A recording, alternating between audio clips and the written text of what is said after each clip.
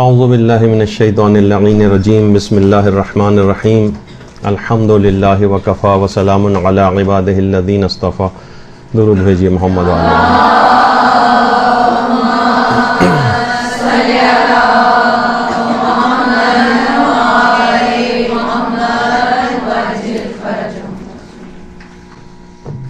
کتنی روایات معصومین میں یہ بات بیان ہوئی ہے کہ جس کا مفہوم یہ ہے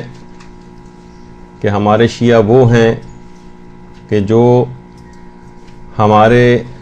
غموں میں غم مناتے ہیں اور ہماری خوشی میں خوشی کا اظہار کرتے ہیں. آج کا دن خوشی کے اعتبار سے بہت ساری مناسبتوں کو جمع کیے ہوئے ہیں، اور جہاں یہ خوشی کا دن ہے وہاں کچھ جگہوں سے اس دن کو منانے کے خلاف کچھ باتیں اور کچھ دلائل نقل کیے جاتے ہیں. تو آج ہم نے یہ سوچا کہ اس دن کی فضیلتیں بھی بیان ہو جائیں اور کچھ اس کے اوپر اعتراضات کے جوابات کے اعتبار سے بھی بات ہو جائے. عید زہرا سلام اللہ علیہ. درود بھیجیے محمد علیہ.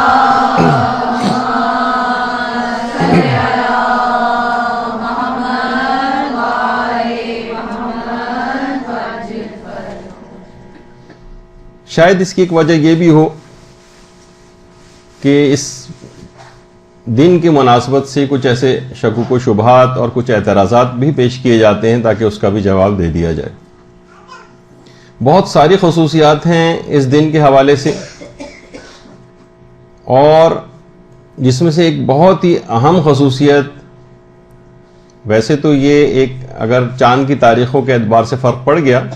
ورنہ تو یہ درس اس کا امکان تھا کہ شاید عید زہرا کے روز جو کہ کل گزر گئی اسی دن ہی منعقد ہوتا. تو 9 ربیع الاول کا جو دن ہے وہ آج کل کے مشہور مراجع میں سے ایک آیت اللہ العظمیٰ آغا سید علی سیستانی کا جو سن پیدائش بھی ہے اور تاریخ پیدائش ہے 9 ربیع الاول ان کی. تو ہمارے عہد کا یہ عظیم مرجع اسی دن مبارک دن پیدا ہوا ہے. یہ اتنا عظیم دن ہے کہ باقاعدہ امیر المومنین علیہ الصلوۃ والسلام نے اللہم صلی علی محمد وعلی محمد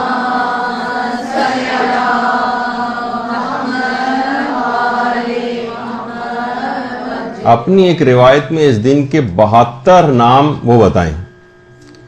اور جو کہ اس دن کی عظمت اور شرف کو بھی ظاہر کرتے ہیں. 72 نام. اس دن کو یوم غدیر ثانی بھی کہا جاتا ہے. غدیر ثانی یعنی دوسری غدیر، یعنی جو ایک انتہائی خوشخبری والا دن ہم سب لوگوں کے لیے عید کا دن ہے. 18 ذی الحجہ جسے عید غدیر کہا جاتا ہے، وہ عید غدیر اول ہے، اور عید غدیر کو یوم تولا بھی کہا جاتا ہے. یوم تولا. اور جو 9 ربیع الاول کا دن ہے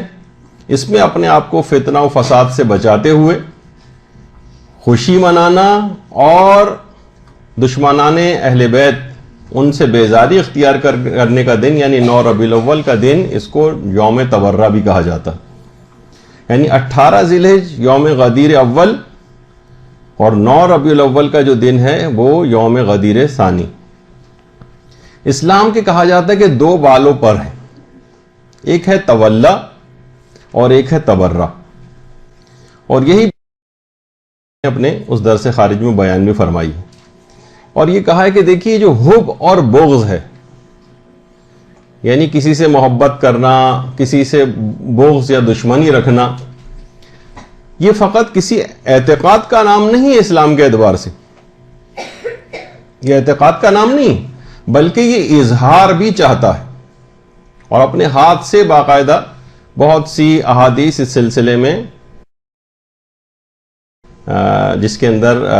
دشمنان اہل بیت سے تبرہ، البتہ وہ اس کا مفہوم ضرور ہے جو آج کا مفہوم ہے ہمارے ہاں رائج کہ فتنہ و فساد اور تفرقہ بازی کرنا،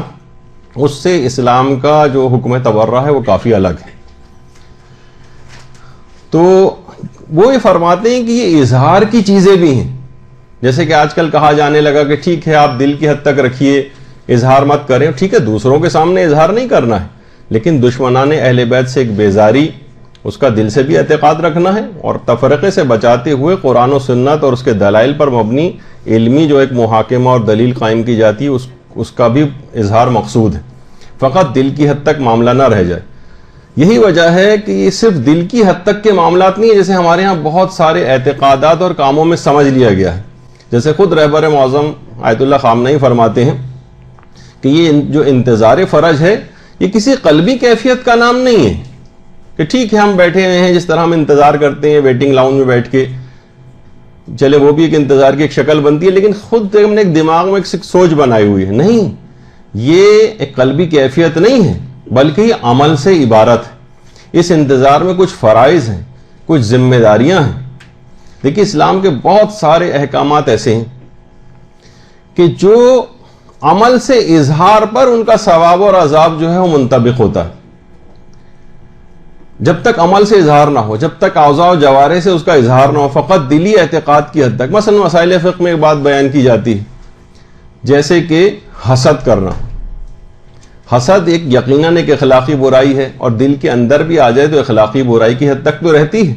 لیکن یہ اس وقت تک حرام تک نہیں پہنچتی جب تک کہ حسد اعضاء و جوارح سے ظاہر نہ ہونے لگے. یعنی جب وہ ظاہر کرے گا اپنے اس اثرات کو, مثلا ہم ہاتھوں سے کسی کو نعمت پہنچنے سے روک رہے ہیں,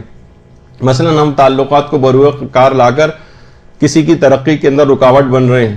مثلا ہم اس سے حسد کرتے ہیں, اس کا کوئی اچھا رشتہ آیا, آپ نے کوئی ایسی باتیں کی جس سے جو ہے وہ کھٹک گئے اور وہاں سے چلے گئے اور اس جگہ رشتہ نہیں ہو سکا. یعنی آپ بہت سے کام اشاروں کنایوں میں بھی انسان کرتا ہے, لیکن جہاں پہ بھی اپنے اعضاء و جوارح کو استعمال کرے گا وہیں سے حسد کے آثار منطبق ہونے شروع ہو جائیں گے اور حرمت کا حکم لاگو ہو جائے گا. فقط دل کی حد تک رہے معاملہ تو اخلاقی خرابی تو ہے, اس سے اپنے آپ کو بچانا ہے, لیکن بہرحال یہ کہ حرام کی حد تک نہیں پہنچتا. تو اسی طرح سے جیسے کہ احادیث کے اندر بھی آیا کہ دین حب اور بغض کے علاوہ کچھ نہیں, یعنی ان دونوں چیزوں کے اندر پورا دین آ جاتا ہے. اور اس کے یہ معنی بھی ہیں کہ کم سے کم اتنی حب اور بغض کا اتنا اظہار, یعنی اس قدر یہ ہونا چاہیے کہ کم سے کم اس کا اظہار کیا جا سکے. اور یہی اپنے اس درس کے اندر بھی آقا نے یہی والی بات جو ہے وہ بیان کی ہے کہ ایک ہوتا ہے, دیکھیے دل میں خدا اور رسول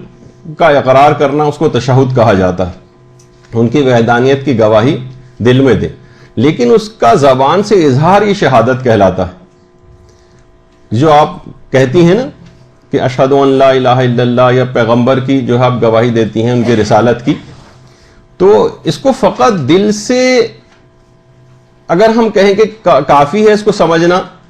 تو دیکھیے دل سے تو خود مجتہدین فرماتے ہیں کہ ابو سفیان بھی اچھی طرح سے سمجھتا تھا کہ پیغمبر رسول برحق ہے, اور بہت ساری آیات کے اندر اس کا تذکرہ بھی آیا, اور علماء دلیل کے طور پہ بھی پیش کرتے ہیں کہ انہوں نے از ظلم و غرور و سرکشی کے انکار کر دیا تھا, ورنہ ان کے دل کو بالکل یقین تھا اس کا. وَاسْتَيْقَنْتَهَا, ان کو یقین تھا کہ یہ بات صحیح, لیکن ازراہ غرور, ازراہ سرکشی, ازراہ ظلم انہوں نے انکار کر دیا تھا. تو جیسے قرآن میں آیا نہیں کہ رسول تم کو اس طرح سے پہچانتے ہیں جیسے اپنے بیٹوں کو پہچانتے ہیں, یعنی دل سے پتہ ہے لیکن یہ زبان سے کبھی بھی مثلا اقرار نہیں کریں گے اس بات کا.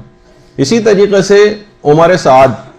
جس کے متعلق ابھی آگے چل کر کافی گفتگو بھی ہوگی ہماری اس دن کی مناسبت سے, یعنی امام حسین علیہ الصلوۃ والسلام نے اللہم صلی علی محمد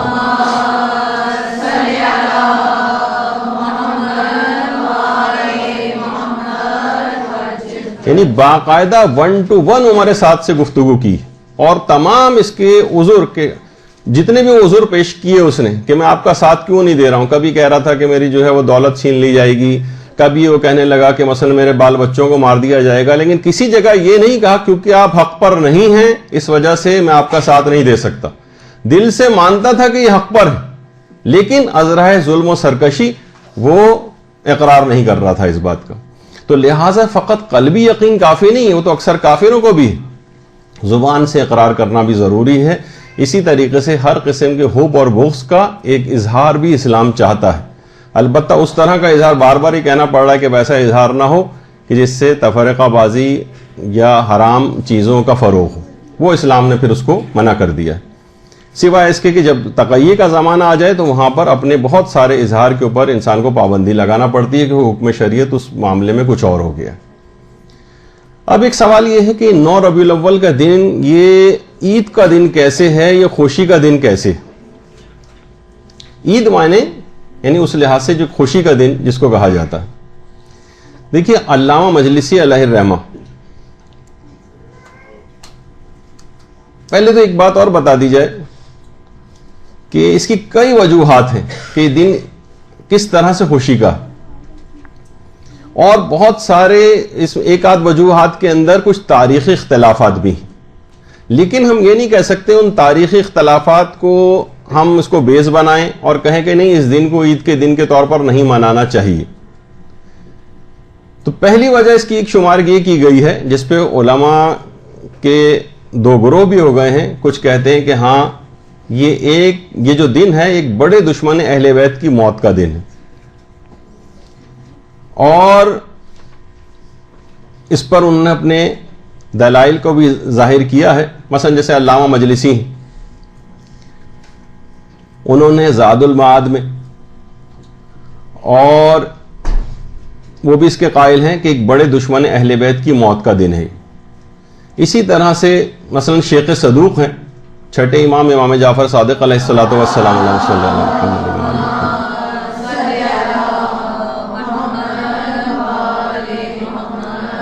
وہ روایت کرتے ہیں کہ ایک بڑا دشمن اہل بیت اسی 9 ربیع الاول کے روز جو ہے وہ قتل ہوا ہے۔ شیخ صدوق بھی اس کے قائل تھے۔ اس کے علاوہ جو سید ابن طاؤس اور ان کے بیٹے رضی الدین ابن طاؤس نے اسی 9 ربیع الاول کے دن اس دشمن اہل بیت کی روایت کو معتبر بھی قرار دیا، اور باقاعدہ انہوں نے زوائد الفوائد میں اس بات کو لکھا ہے کہ اس دن کی تعظیم کی جائے اور اسے اس دن کو روز اظہار خوشی و سرور قرار دیا جائے۔ اور جو سید ابن طاؤس ان کی کتاب ہے اقبال الاعمال، اس میں صفحہ 76 پر انہوں نے لکھا ہے اس بات کا کہ یہ دن ایسے افراد کی نابودی کا دن ہے کہ جنہوں نے خدا اور رسول کو حقیر سمجھا اور ان کی دشمنی پر کمر بستہ ہو گئے۔ تو واضح طور پر انہوں نے اس بات کو لکھا ہے، اور بعض علماء نے یہاں تک لکھا ہے کہ کچھ ایسے افراد کے جو کہ غیر شیعہ ہیں انہوں نے اس دشمن اہل بیت کی جو قتل کی تاریخ ہے اس کو تبدیل کر دیا ہے۔ اسی وجہ سے تاریخ میں اختلافات ایک دم سے ہو گئے اس سلسلے میں کہ آخر کچھ کہتے ہیں فلاں تاریخ ہے، کچھ کہتے ہیں فلاں تاریخ ہے، وہ جن کا میں جان بوجھ کر اس وقت ذکر نہیں کر رہا ہوں ان تاریخوں کا بھی۔ تو اس کو مشتبہ انہوں نے کر دیا تاکہ اس مخصوص دن لوگ خوشی کا دن نہ قرار دے دیں۔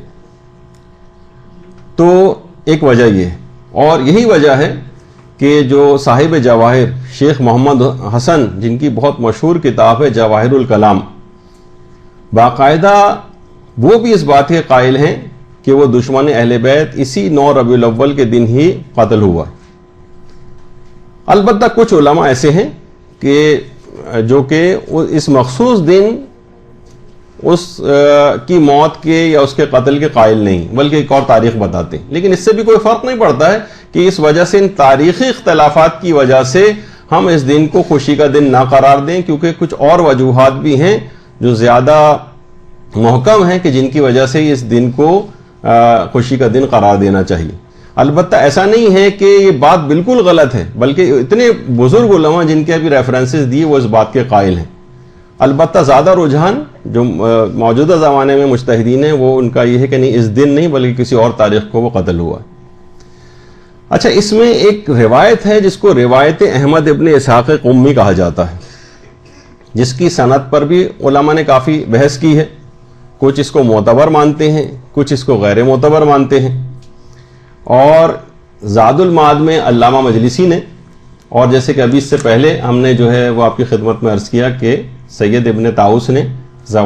رضی الدین ابن طاؤس زوائد الفوائد میں اس روایت کو لکھا ہے. یعنی یہ جو روایت ہے احمد ابن اسحاق قمی کی. دیکھیے احمد ابن اسحاق قمی یہ حضرت امام علی نقی علیہ السلام اللہم صلی علی محمد وعلی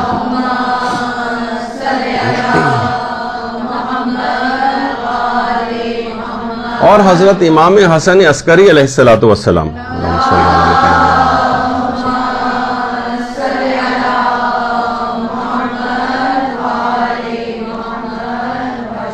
یہ ان دونوں کے خاص اصحاب میں سے تھے اور علماء اس کے بھی قائل ہیں کہ یہ امام زمانہ علیہ الصلوۃ والسلام کے اصحاب میں سے تھے. اللہم صلی علی محمد.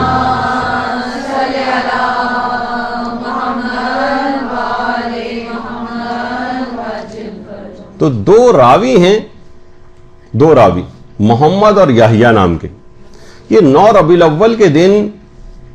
احمد ابن اسحاق قمی جو کہ بہت جلیل القدر صحابی تھے ان دونوں اماموں یا تینوں اماموں کے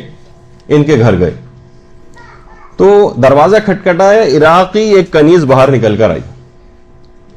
کہا کہ ہم امام کی خدمت میں حاضر ہونا چاہتے ہیں. کنیز نے کہا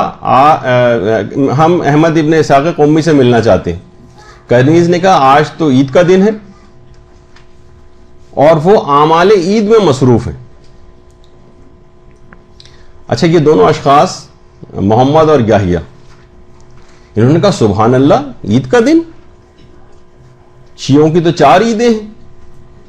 عید فطر ہے, عید قربان ہے, عید غدیر ہے اور جمعے کے دن کو بھی عید کا دن کہا گیا ہے یعنی خوشی منانے کا دن. کنیز نے کہا کہ احمد ابن اسحاق قمی نے امام علی نقی علیہ السلام سے روایت نقل کی. اللہم صلی علی محمد وعلی محمد.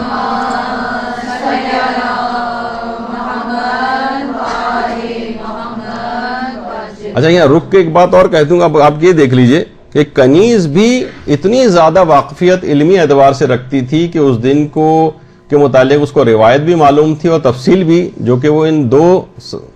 محمد اور یحییٰ کو ساری تفصیل جو ہے وہ بتا رہی. تو اس لحاظ سے عورتوں کی کتنی ذمہ داری ہے کہ علمی لحاظ سے ان کو کتنے مضبوط ہونا چاہیے. خاندان اہل بیت کی تو ہم کنیزوں اور غلاموں کو دیکھتے ہیں کہ کیسے فصیح و بلیغ اور 30 سال جو ہے وہ صرف قرآن سے فضا گفتگو کیا کرتی تھیں. اور اس کنیز کا بھی آپ نے حال سن لیا کہ اس کا نام بھی تاریخ کے اندر نہیں ہے لیکن اس نے کس طرح سے روایت کو لوگوں کے سامنے بیان کیا. اچھا اب کہا کہ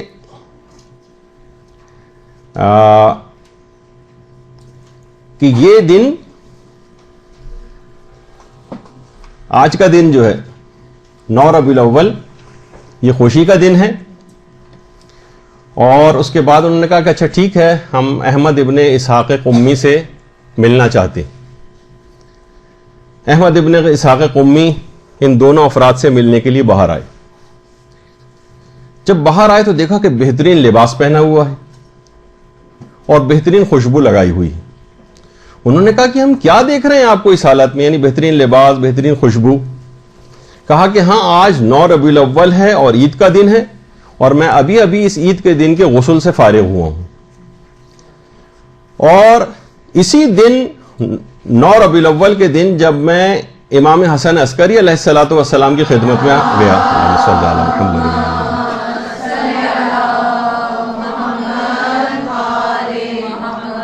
تو ان کے ہاں جو ہے وہ انگیٹھی سلگ رہی تھی اور وہاں تمام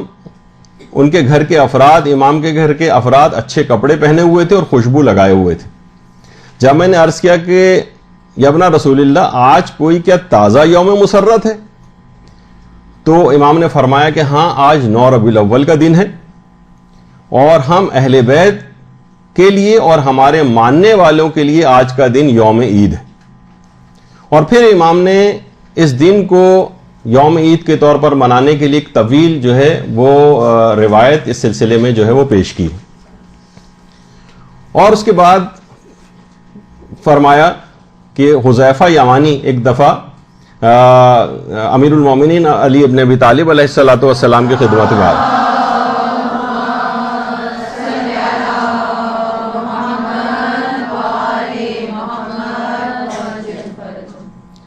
حذیفہ نقل کرتے ہیں کہ امیر المومنین 9 ربیع الاول کے دن پیغمبر کی خدمت میں آئے تو دیکھا کہ پیغمبر اسلام امیر المومنین بھی ہیں، امام حسن بھی ہیں، امام حسین بھی ہیں، ان کی طرف دیکھ کر پیغمبر مسکرائے اور فرمایا کہ آؤ میرے ساتھ بیٹھ کر کھانا کھاؤ، آج کا دن تمہارے لیے برکت اور سعادت کا دن ہے، 9 ربیع الاول کا دن۔ پیغمبر مسکرا رہے تھے اور فرمایا کہ اس روز خدا اپنے اور تمہارے دشمن کو ہلاک کرے گا اور تمہاری ماں کی دعا کو قبول کرے گا۔ باقاعدہ یہ پیغمبر نے جملے ارشاد فرمائے۔ علماء نے اس واقعے کو لکھ کر ایک بات اور بیچ میں بیان کی ہے کہ غالباً یہ وہ بددعا تھی کہ جب فدق کے قضیے میں ایک شخص نے فدق کی جو دستاویز تھی اس کو پارا پارا کیا تھا تو حضرت زہرا نے فرمایا تھا، اس کو ایک بددعا دی تھی کہ خدا تیرے شکم کو پارا پارا کرے۔ کچھ علماء اس کے بھی قائل ہیں۔ اور پھر پیغمبر نے فرمایا کہ اس دن خدا ہمارے شیعوں کے اعمال کو قبول کرتا ہے، اور اس کے بعد پھر ایک تفصیلی روایت جو ہے وہ اس سلسلے میں امیر المومنین نے پیش کی جو آپ کے سامنے اس وقت آ رہی ہے کہ امیر المومنین نے حذیفہ سے فرمایا کہ آپ کو یاد ہے کہ جب آپ میرے سردار رسول کے پاس آئے تھے تو میں اور حسنین آپ کے ساتھ کھانا نوش کر رہے تھے۔ حذیفہ نے کہا اے رسول کے بھائی ہاں ایسا ہی ہے۔ امیر المومنین نے فرمایا اللہ وہی تو ہے جس نے اس 9 ربیع الاول کے دن آل رسول کے عین مطابق اقرار لیا اور میں اس دن کے 72 نام جانتا ہوں۔ حذیفہ نے کہا یا امیر المومنین اگر آپ پسند فرمائیں تو مجھے وہ اس دن کے وہ نام عطا فرمائیں جو 9 ربیع الاول کے نام ہیں۔ اس کے بعد امیر المومنین نے وہ نام بتانا شروع کیے کہ یہ سکون کا دن ہے، یہ غم سے نجات کا دن ہے، یہ دین غدیر ثانی ہے، یہ بدلہ لینے کا دن ہے، یہ بوجھ اتارنے کا دن ہے، یہ سب سے بہتر دن ہے، یہ قلم اٹھانے کا دن ہے۔ اب اس کے اوپر ہماری تفصیل سے بات ہوگی۔ یہ پہلے دن کا دن ہے، یہ عافیت کا دن ہے، یہ برکت کا دن ہے، یہ بدلے کا دن ہے، یہ اللہ کی اکبر عید کا دن ہے، یہ دعاؤں کے قبول ہونے کا دن ہے، یہ وفا کا دن ہے، یہ شرط کا دن ہے، یہ کالے کپڑے اتارنے کا دن ہے یعنی غم ختم کرنے کا، یہ ظلم کے پچھتانے کا دن ہے، یہ مصافحہ اور ملنے ملانے کا دن ہے، یہ شیعوں کی خوشی کا دن ہے، یہ توبہ اور انابت کا دن ہے، یہ زکوٰۃ عظمیٰ کا دن ہے، یہ عید فطر ثانی ہے، یہ راضی ہونے کا دن ہے، یہ اہل بیت کی عید کا دن ہے، یہ بنی اسرائیل کا فرعون پر کامیابی کا دن ہے۔ اس دن اللہ شیعوں کے اعمال کو قبول فرماتا ہے، یہ نیکی بھیجنے کا دن ہے، یہ زیارت کا دن ہے، یہ منافق کے قتل کا دن ہے، یہ وقت معلوم کا دن ہے، یہ اہل بیت کے سرور کا دن ہے، یہ شاہد و مشہود یعنی گواہی دینے والے اور جس کی گواہی بیان کی گئی ہے اس کا دن ہے، یہ ظالم پر عذاب کا دن ہے، یہ دشمن پر قہر الہی گرنے کا دن ہے، یہ گمراہی کو منہدم کرنے کا دن ہے، یہ متنبع ہونے کا دن ہے، یہ قبولیت والا دن ہے، یہ زہرا کا دن ہے۔ اللہم صلی علی محمد وعلی محمد۔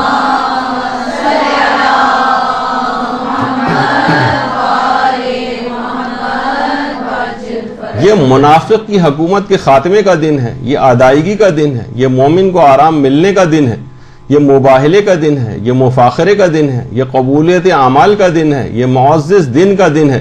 یہ مظلوم کی کامیابی کا دن ہے، یہ زیارت و محبت کا دن ہے، یہ گناہان کبیرہ سے پرہیز کرنے کا دن ہے، یہ ایک دوسرے کی زیارت کرنے کا دن ہے، یہ نیک عمل کے کشف کا دن ہے، یہ واعظ و نصیحت کرنے کا دن ہے، یہ عبادت کرنے کا دن ہے اور یہ سر تسلیم خم کرنے کا دن ہے۔ درود بھیجیے محمد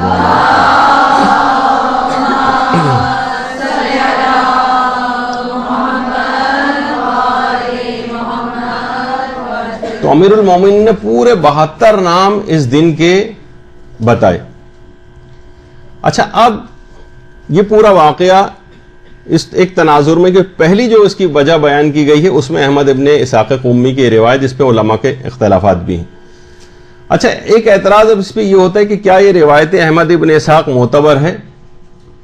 جیسے کہ میں نے پہلے عرض کیا آپ کی خدمت میں کہ کچھ علماء یعنی علمی لحاظ سے جب ظاہر کسی بھی روایت کو جانچا جاتا ہے، اس کے راوی وغیرہ دیکھے جاتے ہیں، اس کے سند دیکھی جاتی ہے، پھر متن وغیرہ اس کا چیک کیا جاتا ہے، کچھ علماء کے نزدیک یہ روایت ثابت نہیں ہے جس میں آیت اللہ ناصر مکارم شیرازی وغیرہ شامل ہیں، لیکن علماء کی ایک اچھی خاصی اور معقول تعداد ہے جو اس روایت کو معتبر بھی قرار دیتی ہے۔ اس روایت کی بنا پر انہوں نے فتاوے بھی دی ہیں، جس طریقے سے ملا کاظم یزدی، جن کی بڑی مشہور کتاب ہے العروۃ الوثقی، اس میں باقاعدہ اس دن کے غسل کو کاظم یزدی کے فتوے میں اس دن کے غسل کو مستحب غسلوں کے اندر شمار کیا گیا ہے، اس روایت کی بنا پر، کیونکہ اس روایت کو وہ معتبر سمجھتے تھے۔ اسی طرح سے صاحب جواہر نے بھی اس جو جواہر الکلام لکھی، اس میں بھی اسی روایت کی بنیاد پر اس دن کے غسل کے بھی وہ قائل تھے، اور پھر اس کی بہت تاکید بھی فرماتے تھے کہ اس دن کو خوشی کے طور پر منایا جائے۔ اور یہی وجہ ہے کہ شیخ مفید نے بھی 9 ربیع الاول کو شیعوں کی بڑی عید قرار دیا، بڑی عید، کہا کہ یہ عید بزرگ ہے، بہت بڑی عید ہے شیعوں کی۔ تو بہرحال کچھ تاریخی اختلافات کی بنیاد پر اس طرح سے اس دن کا مکمل انکار کر دینا کہ اس دن کو نہ منایا جائے، اس کے خلاف بات کرنا، وہ بالکل نامناسب جو ہے وہ رویہ ہے۔ کی بات بیان ہو رہی تھی کہ وہ فرماتے ہیں کہ معتبر روایت سے ثابت ہے، یا اب یہ ان کا نظریہ کچھ تو علماء کا میں نے بتا دیا کہ معتبر روایت سے ثابت ہے کہ 9 ربیع الاول کا دن عید اہل بیت ہے، اور یہ جو روایت ہے احمد ابن اسحاق قمی کی، یہ معتبر روایات میں سے ہے۔ اور ایک ہماری فقہ کا ایک قانون بھی اصول فقہ کا قاعدۃ التسامح فی ادلۃ السنن اس کو کہا جاتا ہے کہ مستحب کی جو دلیلیں ہوتی ہیں نا، اس میں علماء کا ایک گروہ ایسا ہے، اگرچہ اس قاعدے کے اوپر بھی کافی مباحث ہیں علماء کے اور کچھ اعتراضات بھی ہیں، لیکن کچھ روایات کی بنیاد پر یہ قاعدہ جو ہے وہ بنایا گیا ہے کہ بہت ساری دیکھیے مستحبات ہیں ایسے، واجب و حرام کے اندر تو بالکل محکم دلیل ہونی چاہیے، روایت بالکل ثابت شدہ ہونی چاہیے، لیکن اگر روایت میں کوئی کمی بیشی ہو اور وہ مستحبات والا مسئلہ ہو، کوئی واجب و حرام والا مسئلہ نہ ہو، تو علماء کہتے ہیں کہ اس کمی کو نظر انداز کرتے ہوئے اس کے مطابق عمل کیا جا سکتا ہے۔ اگر کوئی اس کو دیکھنا چاہے توضیح المسائل کے اندر، تو علماء کے باقاعدہ مختلف توضیح المسائل کھولے تو اس میں کہیں آپ مثلا کھانے پینے کے مستحبات، کچھ علماء کھانے پینے کے جہاں مستحبات بیان کیے گئے ہیں، ان کا یہ نظریہ ہے کہ مستحب کی دلیلوں میں تسامح چل جاتا ہے، نظر اندازی سے کام لیا جا سکتا ہے، ہلکی پھلکی اگر اس کے اندر کچھ کمی بھی اگر واقع ہو رہی ہے تو اسے نظر انداز کیا جائے گا اور اس کے مستحب ہونے کا فتویٰ دے دیا جائے گا۔ آپ جا کے دیکھیں جہاں کھانے پینے کے مستحبات لکھے ہوئے ہیں، اس کا مطلب یہ ہے کہ وہ علماء جو ہے اس قاعدے کو مانتے ہیں۔ کچھ علماء ایسے ہیں مراجع میں سے، جب آپ توضیح المسائل کھولیں گے تو انہوں نے مستحبات کے بجائے لکھا ہوا ہے کھانے پینے کے آداب، یعنی مستحب نہیں قرار دے رہے۔ اس کا مطلب ہے کہ وہ علماء مستحبات کے لیے بھی دلیل کو سمجھتے ہیں کہ اس کو قوی ہونا چاہیے، روایت کو بالکل معتبر ہونا چاہیے، اور کوئی ایک بھی کمی اس میں واقع نہیں ہونی چاہیے۔ جب بھی وہ مستحب کا لفظ استعمال نہیں کر رہے کیونکہ روایت میں اس کے لحاظ سے کچھ ضعیف روایتیں بھی ہیں، تو اس کو مستحبات کے طور پر نہیں لکھا ہے بلکہ صرف لکھا ہے آداب۔ تو یہ میں نے ویسی ایک سلسلے میں بات بیان کی۔ تو بھی فرماتے ہیں کہ قاعدہ تسامح کے جو یہ قاعدہ ہے اور یہ معتبر قاعدہ اس کو وہ سمجھتے ہیں، اور کہ اس کے تحت بھی یہ احمد ابن اسحاق کی روایت معتبر ہے، اور آیت اللہ مرزا نائینی جو کہ خود بہت بڑے بڑے مجتہدین کے اساتذہ میں سے تھے، ان کا بھی نظریہ یہ تھا کہ اگر روایت ضعیف ہو لیکن اصحاب کی ایک جماعت یعنی علماء کی ایک جماعت اس کے اوپر عمل کرتی آ رہی ہو، تو عمل اصحاب اس کی سند کا جبران کر دے گا اور اس کی کمی کو پورا کر دے گا۔ یہ تھوڑی سی مشکل سی ایک بات تھی اس کے اندر، تو یہ بھی آپ کی خدمت میں اس لحاظ سے بیان ہو گئی کہ اس روایت کو پھر معتبر سمجھا جائے گا۔ تو اگرچہ یہ جو قاعدہ ہے اس کے اوپر خود علماء کی ایک بحث ہے، لیکن اب آپ ان کی اپنی زبانی سن لیجئے کہ ایسا نہیں ہے کہ جیسے یک طرفہ طور پہ پیش کیا جائے کہ سارے مجتہدین اس روایت کو بالکل یکسر ریجیکٹ کرتے ہیں اور اس کو بالکل اجازت اس بات کی نہیں دیتے ہیں، ایسا نہیں ہے، بلکہ علماء کی جیسے کہ میں نے ابھی کئی مجتہدین کے آپ کو نام بتائے جو کہ اس کے باقاعدہ اس روایت کو معتبر سمجھتے ہیں، اس پہ فتاوے بھی دیے، حتیٰ کہ غسل کے مستحب ہونے کے بھی انہوں نے فتوے دیے ہیں۔ تو جیسے کہ خود آغا نے بھی فرمایا کہ علماء کی ایک جماعت ہے کہ جو کہ اس کو معتبر مانتی ہے، اور اس میں واجب و حرام کا تو ظاہر ہے کہ کوئی مسئلہ نہیں ہے کہ جس پہ ہم روایت کے اتنے زیادہ اعتبار کے قائل ہوں، ایک دن خوشی کے طور پر منانے کا ہے، اور اس کے اور بہت سارے مصادیق بھی اس سلسلے میں جمع ہیں۔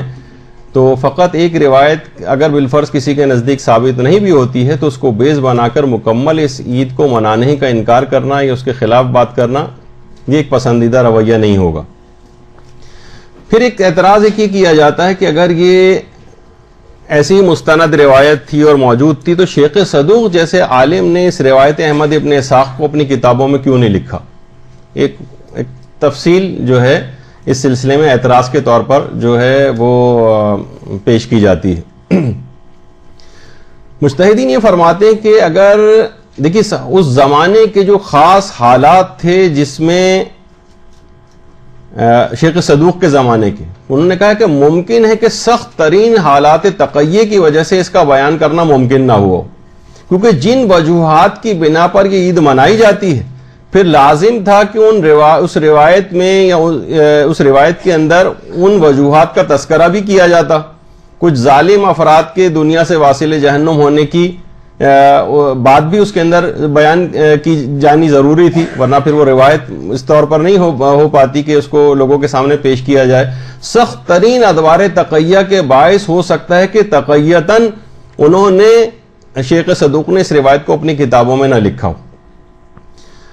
کیونکہ اگر وہ لکھتے تو ان وجوہات کو لکھنا پڑتا اور اس سے نہ جانے کیسی ایسی فساد کی آگ بھڑکتی ہے کس طرح سے، جبکہ دشمنان اہل بیت چن چن کر قتل کر رہے تھے سخت ترین ادوار میں، اس کو اگر لکھ دیتے تو حالات اس زمانے کیسے تھے شاید اس حالات کی وجہ سے اس کو نہ لکھا ہو۔ اچھا، پھر اس کے علاوہ کچھ علماء فرماتے ہیں کہ ہو سکتا ہے کہ انہوں نے لکھا ہو اپنی کتابوں کے اندر شیخ صدوق نے، لیکن لکھنے کے باوجود کتنی ہی کتابیں ایسی ہیں شیخ صدوق کی جن کے ہمیں فقط نام پتہ ہیں، صرف نام پتہ ہیں، کتابوں میں نام آئے ہیں لیکن وہ کتابیں ہمارے سامنے نہیں ہیں۔ ظالم بادشاہوں نے کتابیں غائب کروا دیں، مسلسل جو ہے وہ کتب خانے جلائے جاتے رہے، لائبریریاں جلائی جاتی رہیں، تو ہم یہ نہیں کہہ سکتے کہ شیخ صدوق نے لکھا نہیں، یقین سے یہ بات نہیں کہی جا سکتی، ہو سکتا ہے لکھا ہو۔ کتنی ہی شیخ صدوق کی کتابیں ایسی ہیں جن کے ہمیں صرف نام ہم تک آئے ہیں لیکن وہ کتابیں ہمارے سامنے نہیں، ہو سکتا ہے ان کتابوں میں لکھا ہو۔ اور اس کی ایک بہت بڑی مثال شیخ صدوق کی جو کتاب مدینۃ العلم ہے۔ مدینۃ العلم اتنی زیادہ احادیث سے پر یہ کتاب تھی کہ خود آپ سوچیے کہ ہماری جو کتب اربعین جو 4 کتابیں ہیں ہماری، اصول کافی، تہذیب الاحکام، استبصار اور من لا یحضرہ الفقیہ، یہ چاروں کتابوں کی ساری حدیثیں بھی اگر جمع کی جائیں فقط اصول کافی کے اندر ہی 16,199 احادیث ہیں۔ چاروں کتب جو کتابیں احادیث کی، ان کی حدیثوں کو جمع کیا جائے تو فقط شیخ صدوق کی کتاب مدینۃ العلم میں ان چاروں کتابوں سے زیادہ احادیث موجود تھی، لیکن شیخ صدوق کی کتاب مدینۃ العلم کو غائب کر دیا گیا۔ ظالم بادشاہوں نے، اس زمانے میں اس طرح سے چھاپے خانے وغیرہ کا سلسلہ بھی نہیں ہوتا تھا، قلمی نسخے ہوا کرتے تھے، اور اتنا بڑا ذخیرہ شیخ صدوق کی احادیث کے مجموعے کا وہ ضائع کر دیا گیا۔ اب صرف چند ایک اس کے حوالے ہمارے پاس ہیں، سوچی کتنی حدیثیں کہ چاروں کی 16,199 سوچیے صرف اصول کافی کے اندر، ساری کتابوں کو جمع کی جائے اور اس سے بھی زیادہ احادیث مدینۃ العلم کتاب کے اندر تھی۔ ہو سکتا ہے کہ انہوں نے اس کے اندر نقل کیا ہو، لیکن وہ کیونکہ کتابیں ہمارے پاس نہیں ہیں اس وجہ سے یہ مسئلہ پیش آتا ہے کہ شیخ صدوق نے اس کو نقل نہیں کیا۔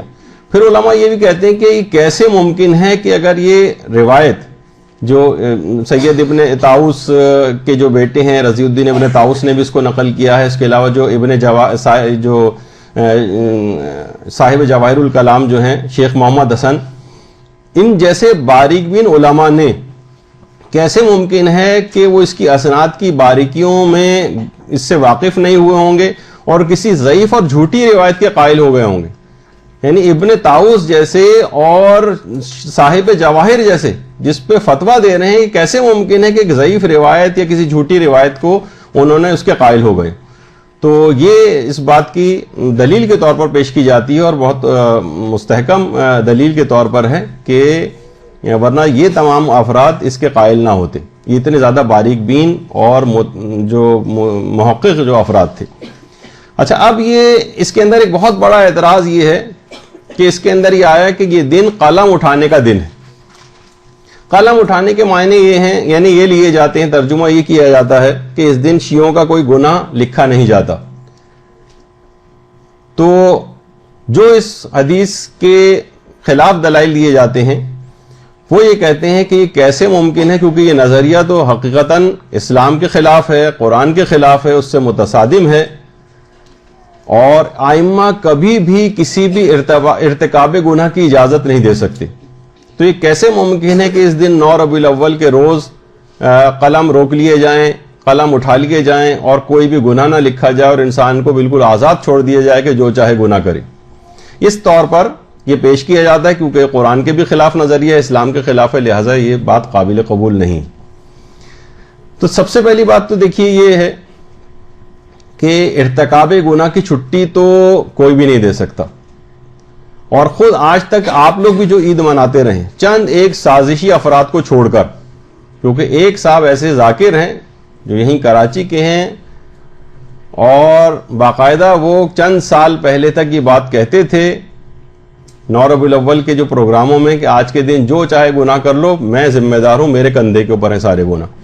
چند ایک ایسے ظاہر ہے ایک آدھ افراد کے کہنے سے یہ پوری قوم کے اوپر منطبق نہیں کیا جا سکتا کہ ہم کیونکہ وہ صاحب اس قسم کی بات کہہ رہے ہیں، کسی بھی شیعہ کے دماغ میں، حتیٰ کہ جو اس دن کوئی گناہ کرتا بھی ہے بالفرض، وہ کبھی یہ سوچ کے نہیں کرتا کیونکہ حدیث میں امام نے کہا ہے کہ آج گناہ نہیں لکھے جاتے، میں اس وجہ سے جان بوجھ کر اس دن گناہ کر رہا ہوں۔ تو کسی چند ایک افراد کے علاوہ جو کہ اس کے اندر فسق و فجور والے کا مظاہرہ کرتے ہیں یا کچھ حرام کاموں کا ارتکاب کرتے ہیں، ہم ان کو روکیں گے اس بات سے، لیکن اس کی وجہ سے اس بات کو بیس نہیں بنایا جائے گا کہ اس عید کو نہ منایا جائے۔ کتنی دیکھیے عید جب آپ کی عید الفطر آتی ہے، رمضان کا کتنا زیادہ تقویٰ اور پریکٹس آپ کو کرائی جاتی ہے 30 کے 30 دنوں میں، تو آپ یہ نہیں کہتے کہ نہیں بھائی کیونکہ اس دن کے اندر خرافات بہت ہو رہے ہیں، اور خود آپ عید کا دن دیکھیں واقعی کہ ایسا لگتا ہے کہ شیطان آج ہی رہا ہوا ہے۔ بہت سی خواتین کس طرح سے نامحرم چوڑیاں پہننے جاتی ہیں اور شام اور رات سے ہی ٹی وی پہ موسیقی اور گانوں کے پروگرام اور فلمیں وہ شروع ہو جاتی ہیں، اور اگلے دن بھی کیسا فسق و فجور کا عید کا لوگوں کو گزرتا ہے۔ لیکن آپ اس وجہ سے یہ نہیں کہتے کہ عید کی مخالفت شروع کر دیں کہ آج کا دن روز عید نہیں ہے، اس کو نہیں منایا جائے کیونکہ اس دن فسق و فجور اور خرافات بہت زیادہ ہونے لگے۔ خرافات کو ہم روکیں گے لیکن عید کے دن کو ویسے ہی منائیں گے۔ تو یہی والا اصول یہاں پہ بھی چلے گا کہ ہم اس دن کو خوشی کے طور پر منائیں گے، کیونکہ اس کی جو 4 وجوہات جو ابھی آگے سے، ابھی تو ایک وجہ سے بیان ہوئی ہے، لیکن جو 4 وجوہات ہیں اس کی، اس کے تحت ہم اس کو خوشی کے دن کے طور پر مناتے ہیں۔ تو وہ افراد کے کوئی بھی شخص یہ نہیں کہتا کہ ہم اس وجہ سے گناہ کر رہے ہیں آج کیونکہ روایت کے اندر ہمیں جو اس کی جو ہے وہ چھوٹ مل گئی ہے اور ہم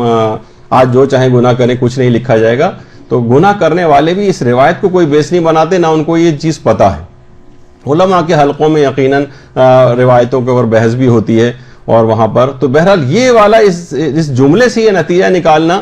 کہ آج کا دن جو ہے وہ اس میں کوئی گناہ نہیں لکھا جاتا، جو چاہے گناہ کرے، اس کے یہ معنی نکالنا کہ اس میں تشویق اور ترغیب دلائی گئی ہے گناہ کی، تو یہ بات صریحاً غلط ہے۔ اور خود آیت اللہ ناصر مکارم شیرازی جو کہ واقعتاً اس احمد ابن اسحاق کی روایت کو علمی طور پر نہیں مانتے، وہ بھی یہ بات کہتے ہیں کہ ٹھیک ہے اس روایت کا اعتبار نہیں ہے اور یہ محسوس ہوتا ہے کہ یہ خلاف کتاب خدا ہے، کیونکہ ائمہ معصومین کبھی بھی کسی ارتکاب گناہ کی اجازت نہیں دے سکتے، نہ اس دن نہ اس دن کے علاوہ کسی دن، لیکن برفرض اعتبار، یعنی اگر ہم سمجھیں بھی اس بات کو کہ یہ روایت صحیح اور معتبر ہے، تب بھی اس حدیث کے معنی یہ بنیں گے کہ اگر اس دن کسی سے کوئی لغزش سرزد ہو جائے، یعنی جانے بوجھے سرکشی کیے بغیر اس نے اس سے کوئی گناہ ہو جائے، تو اس دن کی شرف اور عظمت کی وجہ سے پروردگار اس کے گناہ کو معاف کر دے گا، اور یہ اس کے معنی بنیں گے، نہ کہ وہ عمدن اس گناہ سے آلودہ ہو۔ تو یہ تو دیکھیے خود آیت اللہ ناصر مکارم شیرازی نے بھی اس کا امکان ظاہر کیا کہ اگر یہ روایت معتبر بھی ہو تب بھی اس کی یہ معنی ہرگز نہیں کیے جائیں گے کہ اس دن کھلی چھٹی جو ہے وہ لوگوں کو دی جا رہی۔ تو دیکھیے بہت سارے گناہ ایسے ہوتے ہیں کہ مثلا نہ چاہتے ہوئے بھی آپ سے ہو جاتے ہیں، نہ چاہتے ہوئے بھی، مثلا تاریخ ہے خمس آ گئی، آپ ذرا غافل ہو گئی، آپ نے نہیں نکالا، 2-4 روز آگے پیچھے ہو گئے جبکہ اسی دن خمس نکالنا چاہیے تھا۔ کتنی چیزیں ایسی ہیں کہ مثلا آپ کو فجر کی نماز کے لیے اٹھنے کا اہتمام کرنا چاہیے تھا اور آپ نے اہتمام نہیں کیا اور آپ سوتی رہ گئیں، آپ سے گناہ ہو گیا، آپ کو اہتمام کر کے سونا چاہیے تھا۔ کتنی ایسی چیزیں کہ جہاں آپ کو امر بالمعروف و نہی عن المنکر کرنا چاہیے تھا لیکن آپ مختلف وجوہات سے خاموش رہ جاتی، عذرائے سرکشی، ظلم، اور اس کے طور پر آپ نہیں کر رہی کہ نہیں آپ میں ہر صورت میں پروردگار کے قانون کی مخالفت کروں گی، ایسا نہیں ہوتا،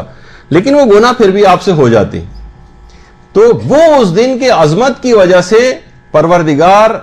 اگر یہ والی نیت نہ ہو اور سہواً غفلتاً جو ہے آپ سے گناہ ہو جائے، اس دن خدا اس گناہ کو نہیں لکھے گا، نہ کہ عمدن آپ کوئی گناہ کریں، یہ ہرگز بھی اس کے معنی نہیں۔ تو دیکھیے یہی وجہ ہے کہ اصول کافی کے اندر باقاعدہ چھٹے امام امام جعفر صادق علیہ السلام سے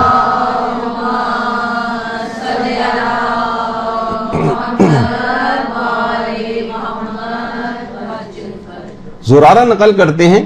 پھر آپ ان روایات کے کیا معنی دیں گے جس کے اندر اسی قسم کی بات کی گئی ہے کہ اگر کوئی شخص کوئی گناہ کرے تو 7 گھنٹے تک کی اس کو مہلت دی جاتی ہے اور اس کے گناہ کو نہیں لکھا جاتا۔ 7 گھنٹے کی مہلت دی جاتی ہے اس کو، کہ شاید اس دوران یہ بندہ مومن توبہ کی طرف مائل ہو جائے اور یہ توبہ کر لے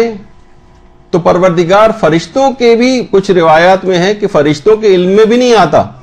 کیونکہ جب وہ فرشتے لکھیں گے یعنی ان کو مہلت دی جاتی، فرشتوں کے علم میں بھی نہ آئے تاکہ مقام مومن کم نہ ہو جائے۔ تو اگر کوئی شخص گناہ کرے تو 7 گھنٹے کی مہلت دی جاتی ہے اور اس کے گناہ کو نہیں لکھا جاتا۔ تو یہاں کیا یہ تشویق اور ترغیب دلائی جا رہی کہ خوب انسان گناہ کرے، اور یہاں پر گناہ کا نہ لکھا جانا کیا کوئی ترغیب دی جا رہی ہے اس حدیث کے اندر کہ انسان گناہ کرے؟ نہیں، 7 گھنٹے کی مہلت ہے تاکہ وہ توبہ کر لے۔ اس وقت گناہ نہ لکھا جانا، جیسے یہاں گناہ کا نہ لکھا جانا تشویق کا سبب نہیں بن رہا ہے گناہ کی، بلکہ اور زیادہ انسان متوجہ ہوتا ہے کہ اتنا کریم پروردگار ہے اور وہ اپنے آپ کو گناہوں سے بچائے۔ تو قلم کا اٹھا لیا جانا اور نہ لکھا جانا اس کی بات کی دلیل نہیں ہے، جیسے کہ اس روایت سے بھی ظاہر ہوا کہ یہاں پہ بھی نہیں لکھا جا رہا ہے، لیکن اس سے کسی کو کوئی تشویق و ترغیب گناہ کی نہیں ہوتی۔ اسی طرح سے باقاعدہ یہ بھی روایت کے اندر ہے، یہ بھی چھٹے امامی سے روایت ہے کہ اگر کوئی بندہ گناہ کرے تو رات تک اس کا گناہ نہیں لکھا جاتا۔ دن میں گناہ کیا، رات تک نہیں لکھا جاتا، تاکہ ہو سکتا ہے کہ اس دوران وہ توبہ وغیرہ کر لے۔ کتنی روایتیں ایسی 7 گھنٹے تک کی اس کو مہلت دی جاتی ہے، اور اس 7 گھنٹے کی مہلت میں یا دن میں گناہ کرے تو رات تک کی مہلت دی جاتی ہے۔ اور بہت سی روایت میں یہ بھی آیا کہ اگر 3 دفعہ اس کے ساتھ استغفر اللہ الذی لا الہ الا هو الحی القیوم بھی کہہ دے تب کوئی گناہ نہیں لکھا جاتا، یعنی اس شرط کے ساتھ بھی وہ آئی ہے چیز۔ تو اللہم صلی علی محمد وعلی محمد۔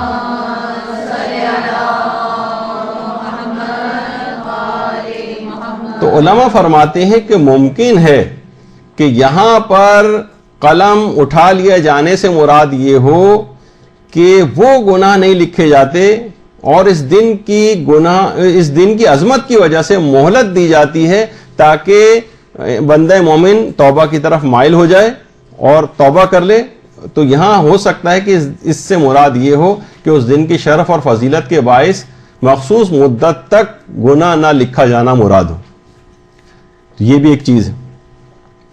یعنی اولاً تو یہ کہ انسان گناہ ہی نہ کرے، اور اگر بالفرض سہواً غفلتاً اس سے گناہ ہو گیا، جیسے میں نے کچھ مثالیں آپ کی خدمت میں عرض کی، تو اس دن کی عظمت کی وجہ سے پروردگار اس کے گناہ کو معاف کر دے گا۔ لوگ یہ کہتے ہیں کہ بھائی یہ تو بہت جرت دلانے والا، زیادہ تر نے یہ اعتراض کیا کہ یہ تو نہ لکھا جانا اس کے معنی کہ جرت دلائی جا رہی کہ انسان جو ہے وہ گناہ کرے، اور اس کے لیے پھر وہ گناہ اس سے متعلق فتاوے بھی لوگ نقل کرنا شروع کر دیتے ہیں کہ جو ظاہر ہے کسی کا بھی عقیدہ نہیں کہ کوئی بھی گناہ کرے اور نہیں لکھا جائے گا۔ تو اگر آپ اس بات پر اعتراض کریں گے کہ اس سے تشویق و ترغیب ہوتی ہے، تو سب سے بڑھ کر اعتراض تو پھر آپ کو شفاعت کے اوپر کرنا پڑے گا، کیونکہ شفاعت کے اندر یہی تو کہا جاتا ہے کہ گناہگار کو شفاعت ملے گی۔ کتنی نعتوں کے اندر آپ سنتی ہیں کہ جو نیکوکار ہوں گے وہ گناہگاروں کی صفوں میں جا کے شامل ہو رہے ہوں گے، کیونکہ شفیع محشر جو ہیں وہاں پر ان گناہگاروں کی شفاعت کر رہے ہوں گے، ان کی طرف متوجہ ہوں گے۔ تو نیکوکار جو ہیں وہ گناہگاروں کی صف میں جا کر، کتنی نعتوں کے اندر یہ جملہ آتا ہے۔ تو کیا شفاعت کا یہ عقیدہ کہ تم گناہ کرو ہم تمہیں بخشوانے والے ہیں، اگرچہ یہ حدود و قیود اور شرائط کے ساتھ ہوتا ہے، لیکن کیا کبھی بھی شفاعت کا نظریہ اس بات کا سبب بنتا ہے کہ انسان یہ سوچے کہ بھائی وہ تو شفاعت کرنے والے ہیں تو لہٰذا یہاں خوب گناہ کرو؟ یہ لفظی طور پر تو کہتے ہیں، لیکن ہر شخص کو پتا ہے، دل سے کوئی بھی اس بات کو نہیں مانتا ہے۔ بہت سے لوگ کہتے ہیں کہ اللہ بڑا بخشنے والا ہے، مثلا یہ بہت سے جملے لوگ کہہ دیتے ہیں، لیکن وہ سرسری طور پر ہے، دل سے وہ بھی اس بات کے قائل ہیں کہ نہیں، اس طرح سے نہیں بخشا جا سکتا۔ یہ کہ لاپرواہی اور غفلت اسے کہا جائے، اس میں انسان سرسری طور پر یہ جملہ کہہ جاتا ہے۔ ورنہ یہی اعتراض جو آپ اس حدیث کے اوپر اگر کریں گے تو اسی اعتراض کو آپ کو شفاعت کے اوپر بھی کرنا پڑے گا کہ اس سے بھی تشویق و ترغیب بظاہر لگتی نظر آ رہی ہے۔ سب سے بڑھ کر تو اور جو پروردگار کی رحمت ہے کہ کس طرح سے کہ جب شفاعت بھی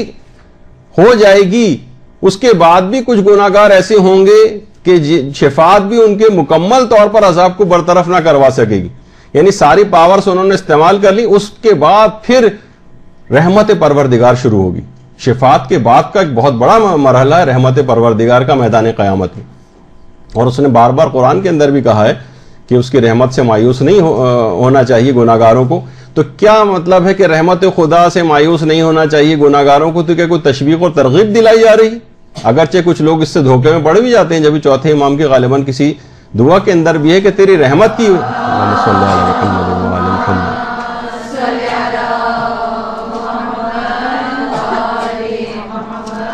کہ تیری فرت رحمت کی وجہ سے لوگ گناہوں کا ارتکاب کرنے لگتے ہیں۔ تو بہت سے لوگوں کے اندر یہ چیز آتی ہے، لیکن عام طور پر ایسا نہیں ہے کہ لوگ اس وجہ سے کہ رحمت خدا بہت وسیع لہذا خوب گناہ کرو، شفاعت امام کروا دیں گے لہذا خوب گناہ کرو، یہ نہیں لکھا جاتا اور نہ یہ سمجھا جاتا ہے، اور گناہگار بھی گناہ کرتے وقت یہ دل سے اس بات کا بہرحال قائل نہیں ہوتا ہے۔ تو اور آپ نے کبھی بھی آج تک آپ نے دیکھا ہے کہ عید کے دن صدر مملکت کسی بھی جگہ کے، وہ خاص طور پر اسلامی ملکوں میں، وہ قیدیوں کی سزاؤں کو معافی کا اعلان کرتے ہیں۔ تو کیا کبھی کوئی اس وجہ سے کسی کو تشویق جرم ہوئی ہے کہ بھائی میں ایسا کرتا ہوں کچھ جرم کا ارتکاب کر لیتا ہوں، کیونکہ جب صدر مملکت عید کے دن سزا جو ہے وہ معاف کریں گے تو ہو سکتا ہے اس میں میرا بھی نام ہو؟ تو کبھی اس سے فائدہ اٹھا کر کبھی بھی کوئی شخص کسی جرم کا ارتکاب نہیں کرتا، یا مثلا صدر مملکت کو اختیار ہے کہ وہ پھانسی کی سزا کو معاف کر سکتے ہیں، حتیٰ کہ سپریم کورٹ بھی دے دے اور اس کے بعد صدر مملکت کے پاس جب اپیل جائے گی تو اس کو معاف کرنے کا اختیار ہے، میں اس وجہ سے کسی کو قتل کر دوں۔ کبھی کسی شخص کو اس بات کی تشویق و ترغیب نہیں ہوئی۔ مثلا خود ہمارے شعبہ طب کے اندر نفسیات وغیرہ جو پڑھائی جاتی ہے، سائیکیٹری، اس میں جب باقاعدہ ہسٹری لی جاتی ہے پیشنٹ سے، تو اس کی ہسٹری میں ایک پوائنٹ ہوتا ہے کہ آپ کا خودکشی کرنے کو دل چاہتا ہے؟ تو اکثر لوگ دماغ میں ان کے اعتراض آتا ہے کہ ابھی تک مریض کے دماغ میں اگر نہیں آیا تھا خیال، تو ابھی سن کر سوال کے خودکشی کا خیال آنے لگے گا اس کو۔ تو انہوں نے کہا کہ ہم نے اعداد و شمار جمع کی، آج تک اس سوال کے پوچھنے کی وجہ سے آج تک کسی مریض نے کبھی کوئی خودکشی اٹیمپٹ نہیں کی۔ تو مقصد کہنے کا یہ ہے کہ صرف ان پریویلیجز اور وہ جو اختیار ہے یا صدر کو معاف کرنے کا، یا ائمہ کے پاس شفاعت کے ذریعے گناہوں کو معاف کروانے کا، یا رحمت خدا کے ذریعے گناہوں کو معافی کا، اس سے کسی کو تشویق و ترغیب نہیں ہوتی۔ تو پھر یہاں پر گناہ کچھ مدت کے لیے نہ لکھے جانا، یا اس دن کی عظمت و شرف کی وجہ سے سہون جو گناہ ہو جاتے ہیں اس کو معاف ہو جانا، یہ کیسے اس بات کا تقاضا مقتضی ہوگا کہ جو ہے اس کو ہم کہہ دیں کہ یہ حدیث جھوٹی ہے اور اس کے یہی معنی اور مفہوم ہے کہ جو ہم بیان کر رہے ہیں، یہ صحیح نظریہ نہیں ہے۔ اس میں علماء نے کتنی ساری آپ کے سامنے حدیثوں کی بھی باتیں آئیں کہ پھر یہی اعتراض ان کے اوپر بھی وارد ہوگا، جو آپ ان کا جواب دیں گے وہ اس کا جواب ہوگا۔ البتہ وہ الگ بات ہے کہ جن کے نزدیک روایت ثابت نہیں ہے تو پھر وہ اس کے جملوں کے اوپر بھی بحث نہیں کریں گے، لیکن اکثر علماء کی ایک اچھی بڑی تعداد، جیسے کہ میں نے ذکر کیا، وہ اس بات کی قائل ہے، اور وہ کہتی ہے کہ اس کے اندر اس سے مراد یہ نہیں ہے قلم کو اٹھانے سے مراد، بلکہ سہون گناہ اگر ہو جائیں تو وہ اس دن قابل معافی ہوتے ہیں اس دن کے شرف اور فضیلت کی وجہ سے۔ ورنہ پھر اس کو آپ کیا کہیں گے کہ حب علی یاکل الذنوب کما تاکل النار الحطب، علی کی محبت گناہوں کو اس طرح سے کھا جاتی ہے جس طریقے سے آگ سوکھی لکڑی کو کھا جاتی۔ تو اس کا کیا مطلب ہے کہ انسان محب رہے اور اس کے بعد گناہ بھی کرتے رہے، کیونکہ علی کی محبت تو کھاتی چلی جائے گی۔ تو کیا کبھی آپ اس حدیث کو کبھی اس طور پر کبھی کوئی شخص سوچتا ہے؟ تو پھر یہی اعتراض اس حدیث کے اوپر بھی وارد ہوگا کہ اس میں تو تشویق و ترغیب دلائی گئی ہے کہ آپ بس محبت علی دل کے اندر رکھیں۔ اب اس کی تفصیل میں تو کوئی نہیں جاتا کہ حدیث کے اس میں جب محبت ہے تو اس محبت کے تقاضے کیا ہوتے ہیں، اس کی نافرمانی نہیں کی جاتی، محبت کرنے والے سے اس کی سیرت کی پیروی کرنے کی کوشش کی جاتی ہے، اس کی تفصیل میں کون جاتا ہے؟ بظاہر تو یہ لگ رہا ہے کہ محبت علی اگر کسی کے دل میں ہے تو وہ گناہوں کو ختم کر دیتی ہے، تو انسان گناہ کرتا جائے محبت علی ختم کرتی جائے گی، تو اس سے بھی کوئی تشویق و ترغیب نہیں ہوتی کسی کو۔ اگر اس پہ کوئی اعتراض وارد کرنے لگے اسی انداز کا تو پھر اس حدیث کے اوپر بھی اس کو یہی والا اعتراض کرنا پڑے گا۔ اسی طرح سے حاجی کے لیے چھٹے امام فرماتے ہیں کہ حج کرنے والے کے اللہم صلی علی محمد و علی محمد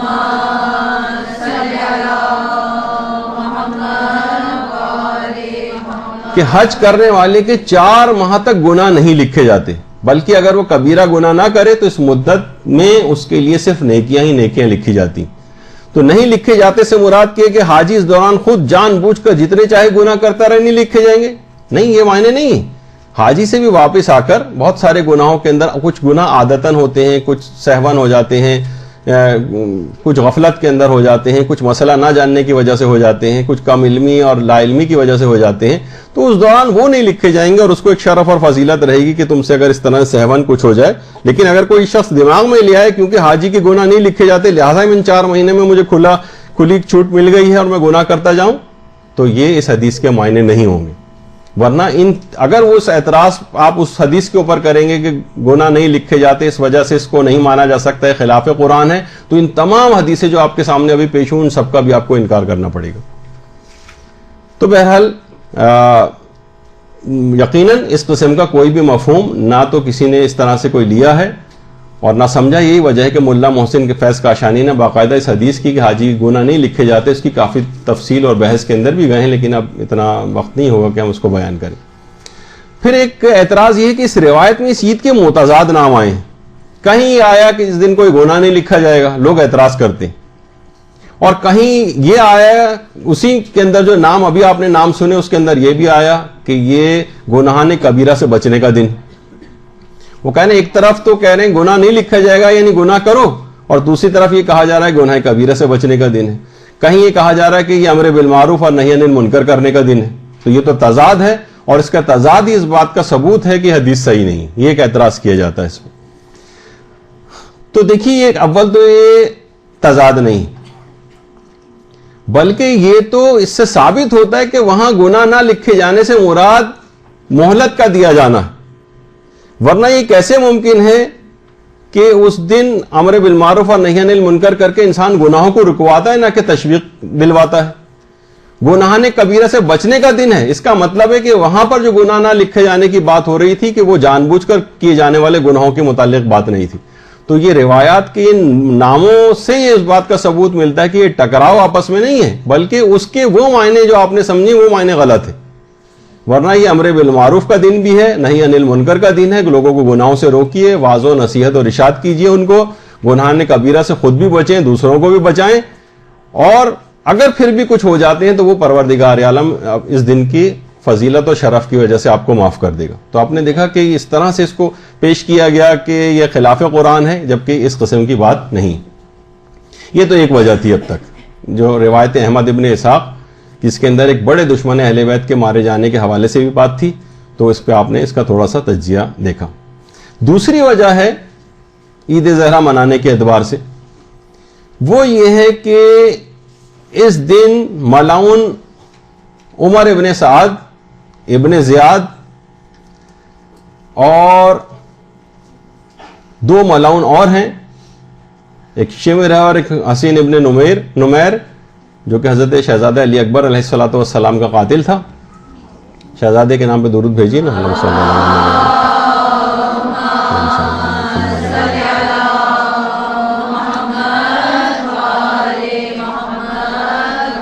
کہ جب ان چاروں کے سر مختار نے امام سجاد کے پاس بھجوائے تو امام اس پر بہت خوش ہوئے اور خاندان اہل بیت کو سوگ اٹھانے کا بھی حکم دیا. اسی وجہ سے علماء کی ایک بہت بڑی تعداد اس دن کو خوشی کے دن کے طور پر منانے کی تاکید کرتی ہے. تو دیکھیے یہ جو شخص تھا عمر ابن سعد،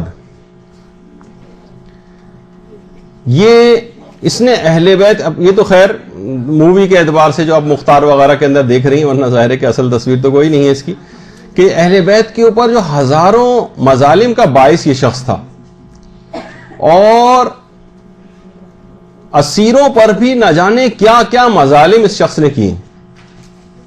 اور اس نے وہی تھا کہ جس نے کہا تھا لوگوں گواہ رہنا کہ خیموں کے اوپر سب سے پہلا تیر میں نے چلایا ہے.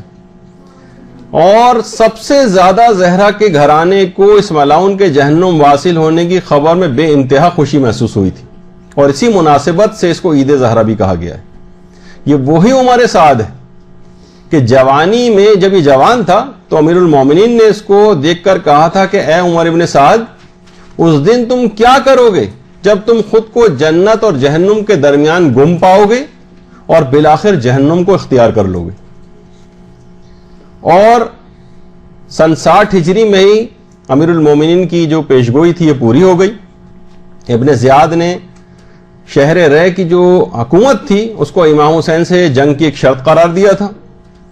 اور امام حسین علیہ السلام نے مکمل پوری کوشش کی تھی کہ کسی طریقے سے یہ شخص راہ راست پر آ جائے، مگر اس پر دنیا غالب تھی، حب دنیا کا شکار تھا. بہرحال امام نے اتمام حجت اس کے اوپر کی، اور جب یہ کسی صورت میں قائل نہیں ہوا تو امام نے پھر اس کے متعلق یہ بات کہی کہ تجھے موت بستر پر ہی دبوچ لے گی، اور خدا بھی تجھ کو قیامت کے دن معاف نہیں کرے گا. اور خدا کی قسم عراق کی گندم کا ایک دانہ بھی تو نہ کھا سکے گا. یعنی جس شہر ریک کو تو چاہتا ہے کہ حاصل ہو جائے، تجھے عراق کی گندم کا ایک دانہ بھی کھانا نصیب نہیں ہوگا. تو اس نے امام سے ایک استہزاء کیا تھا اور مذاق کیا تھا. ٹھیک ہے، اگر گندم نہ ملی تو میں جو کھا لوں گا. اور کربلا میں اسی ملعون نے امام حسین کے جسم پر گھوڑے دوڑانے کا حکم دیا، اور اس کے بعد 11 محرم کو اہل حرم کو اسیر کر کے اپنے نجس ساتھیوں کے جسموں کو دفن کرنے کے بعد امام حسین ان کے ساتھیوں کے پاکیزہ جسموں کو اسی طرح سے بے گور و کفن میدان کربلا میں چھوڑ کر کوفے کی طرف روانہ ہو گیا. اس کے مظالم کی ایک بڑی تفصیل ہے. تو سب سے زیادہ خوشی اس لحاظ سے حضرت زہرا کو ہوئی ہوگی اس کے واصل جہنم ہونے کی. اور مختار کے قیام کے بعد پھر مختار کے غلام کے ہاتھوں یہ اپنے ہی گھر میں واصل جہنم ہو گیا. اور یہی وجہ ہے کہ علامہ مجلسی نے زاد المعاد میں بھی لکھا ہے کہ جیسے کہ بہت سے افراد یہ بات کہتے ہیں کہ عمر ابن سعد لعین اسی دن واصل جہنم ہوا ہے، 9 ربیع الاول کے دن. اگر ایسا ہے تو یہی بہت کافی ہے اس دن کے شرف اور فضیلت کو بڑھانے کے لیے. تو اس لحاظ سے یہ بھی بہت کافی، یعنی وہ پہلی والی بات اگر نہیں بھی ہو تب بھی یہ بات بہت کافی. اور اس کے بعد جیسے کہ ابھی میں نے کہا کہ مختار کے قیام کے بعد یعنی خود مختار کے غلام کے ہاتھوں یہ اپنے گھر میں ہی قتل ہو گیا. اور اس کے بعد حنفیہ نے ابن زیاد، عمر سعد اور حسین ابن نمیر اور یہ شمر وغیرہ کے سر جو ہے وہ ان نجس سروں کو خدمت حضرت امام سجاد علیہ السلام میں بھیجا.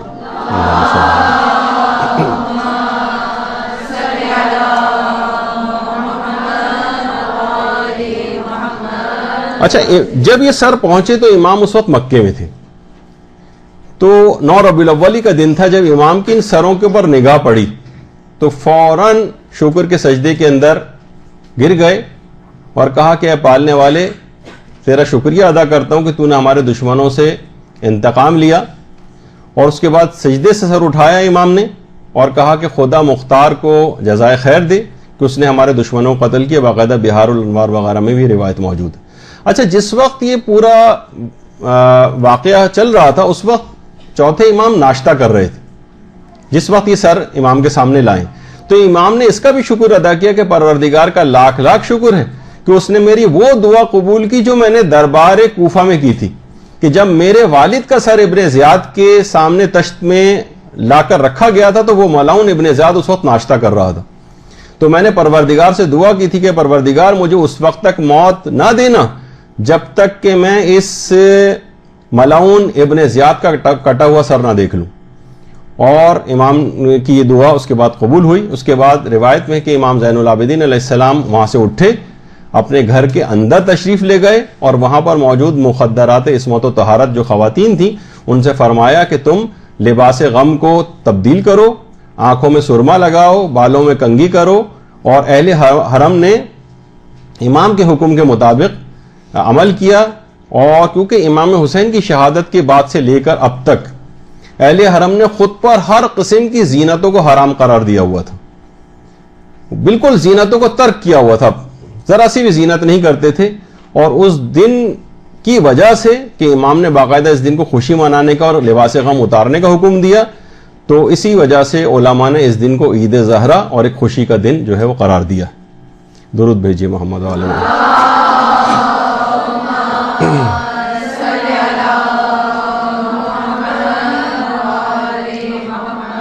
تو قاضی نور اللہ شوستری جو ہمارے اچھے بڑے عالم گزرے ہیں، انہوں نے مجالس المومنین میں اور رجال کشی میں علامہ کشی نے خاندان اہل بیت لکھا ہے اس بات کو کہ خاندان اہل بیت کی جو خواتین تھیں انہوں نے 9 ربیع الاول تک زینتوں کو ترک کیا ہوا تھا اور گھروں میں لباس غم جو ہے پہنا جاتا تھا. لیکن 9 ربیع الاول کے دن جب ابن زیاد وغیرہ کے سر اور عمر سعد کے سر وہاں پر خدمت امام میں پہنچے تو خواتین نے 5 سال کے بعد لباس غم اتار کر خوشی منائی.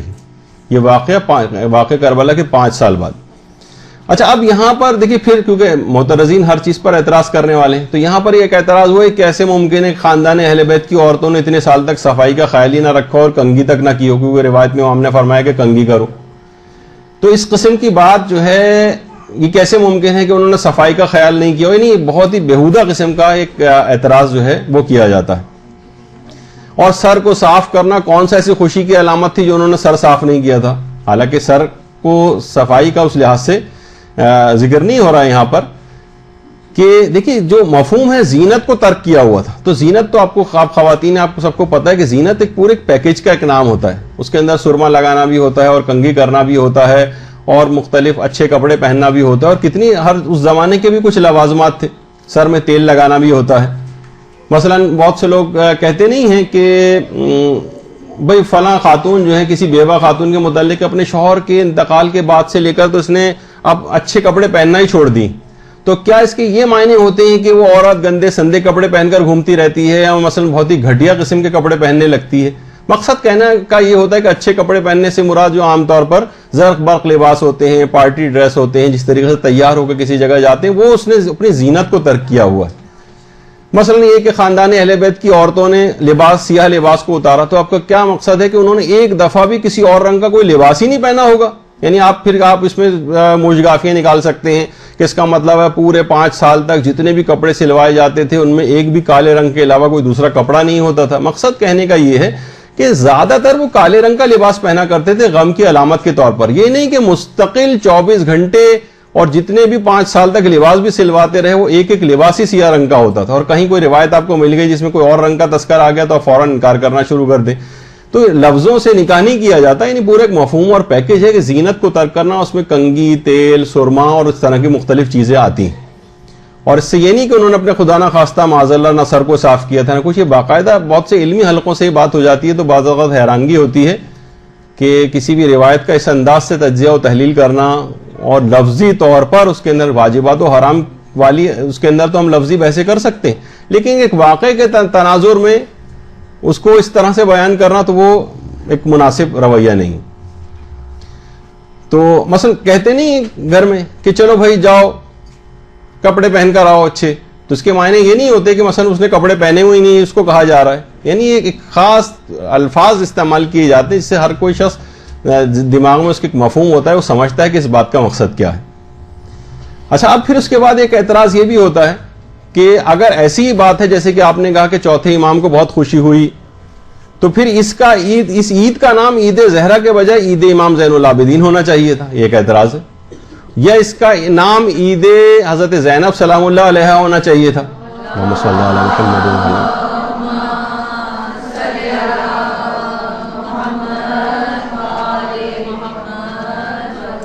دیکھیے ایک ہے نا, ایک اعتراض تو ہے کہ اس کا نام عید زہرا کیوں ہے؟ یہ تو عید امام زین العابدین ہونا چاہیے تھا. وہ خوش ہوئے, حضرت زینب خوش ہوئی ہوں گی, ان کے اعتبار سے یہ والا نام ہوتا تو زیادہ اس کا مناسب نام ہوتا. تو عید زہرا کیوں؟ جبکہ پھر کہتے ہیں کہ اس عید کو ان سے منسوب کرنا, جبکہ حضرت زہرا تو اتنے ان ظالموں, یہ تو سمجھیں کہ 66 ہجری کے قریب 65-66 ہجری میں ظالم مارے گئے, اور حضرت زہرا کا تو شہادت کب ہو چکی تھی, تو پہلے سے واقعے سے کیسے خوش ہو سکتی ہیں؟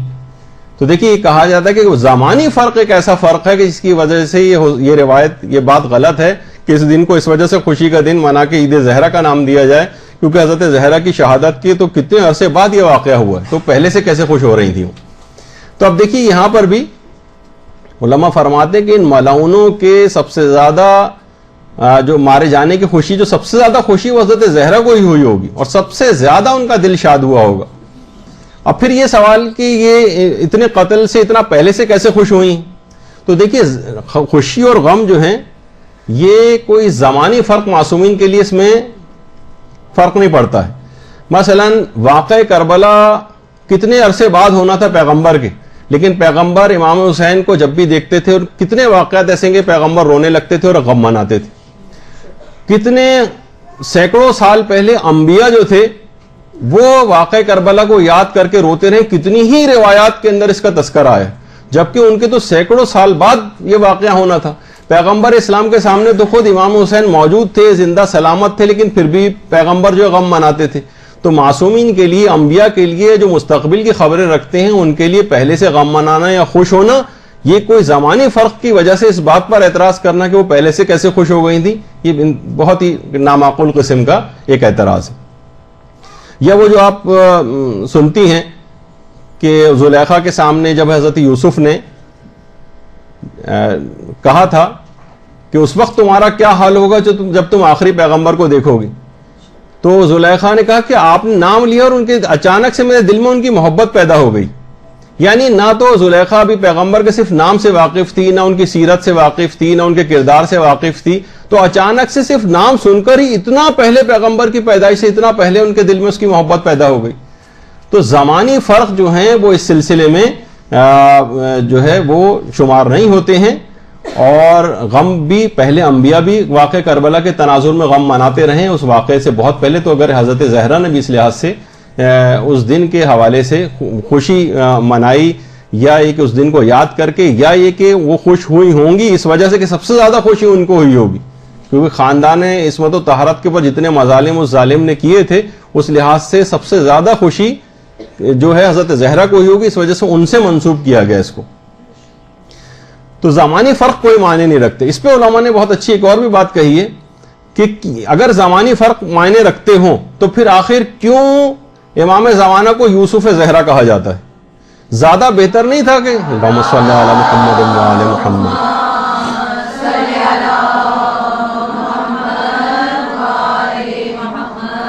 حضرت زہرا کے زمانے میں تو امام زمانہ پیدا ہی نہیں ہوئے تھے، ان کو اصلاً تو یوسف نرجس کہا جانا چاہیے تھا امام زمانہ کو، لیکن انہیں پھر بھی یوسف زہرا کہا جاتا ہے. تو بہرحال اس قسم کے اعتراضات کی اس میں کوئی گنجائش نہیں کہ ان اعتراضات کر کے اس دن کی عظمت اور شرف سے لوگوں کو خوشی منانے سے روکا جائے. اچھا، اب تیسری وجہ جو ہے اس دن کو خوشی کے طور پر منانے کی، وہ یہ ہے کہ جو کہ شیخ محمد حسین آل کشف الغطا نے لکھی. ہمارے بہت بڑے عالم تھے شیخ محمد حسین آل کشف الغطا. وہ فرماتے ہیں کہ ایک خوشی کی ایک وجہ یہ بھی ہو سکتی ہے جو شیعوں کو زیادہ پتہ نہیں، کہ جو 10 ربیع الاول، 9 نہیں 10 ربیع الاول کا جو دن تھا، یہ دن جو کہ آج جس دن ہماری گفتگو ہو رہی، یہ فضیلت اور شرف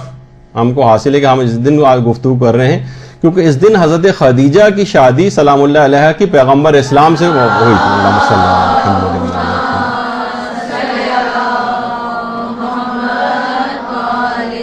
اصلاً وہ آج کا دن، یعنی آج اس لحاظ سے بھی خوشی کا دن ہے، تو 9 کے بجائے 10 کو. لیکن کیونکہ بعض اوقات یہ ہوتا ہے نا کہ بہت ساری خوشیاں، جیسے 12 کی بھی روایت ہے پیغمبر کی پیدائش کی، 17 کی ہمارے ہاں زیادہ معتبر ہے، البتہ ایک قول 12 کا بھی. تو برادران اہل سنت کے ساتھ مل کر ایک ہفتہ وحدت کے طور پر، یعنی ان تمام دنوں کو ہی قرار دے دیا جائے اور اس میں تقریبات وغیرہ منعقد کی جاتی ہیں. تو اگلے ہی دن کیونکہ یہ نکاح کی تاریخ، خوشی کی تاریخ تھی، تو 9 ہی کے دن بہت ساری مناسبتوں کی وجہ سے ایک دن پہلے اس کی بھی خوشی جو ہے وہ منا لی جاتی تھی. تو کہا کہ یہ زیادہ ہمارے ہاں معروف نہیں ہو سکا، البتہ اس کی ایک وجہ یہ بھی رہی، یعنی اسی پیکیج میں 9 ربیع الاول کے دن اس 10 کی بھی خوشی ایڈوانس کے طور پر منا لی جاتی تھی. تو ایک تو یہ بھی وجہ ہے اس کی. اچھا، تو اب آپ نے دیکھا کہ یہ جو 3 وجوہات بنی، ایک تو ایک بڑے دشمن اہل بیت کا مارا جانا، جس میں کچھ تاریخی اختلافات تھے. عمر سعد کے حوالے سے، جب عمر سعد اور ان چاروں افراد کے سر امام کے پاس 9 ربیع الاول کے دن پہنچے اور امام کو خوشی نصیب ہوئی، اس لحاظ سے خوشی کا دن ہے کہ اس دن صوب کو بڑھایا گیا. اور تیسری وجہ یہ جو آپ نے سنی کہ پیغمبر کا حضرت خدیجہ سے نکاح، وہ جو کہ 10 ربیع الاول کی تاریخ تھی لیکن اسی میں منا لی جاتی ہے. اور چوتھی اور جو سب سے اہم وجہ ہے وہ یہ ہے کہ امام زمانہ علیہ الصلوۃ والسلام کی امامت کا پہلا دن،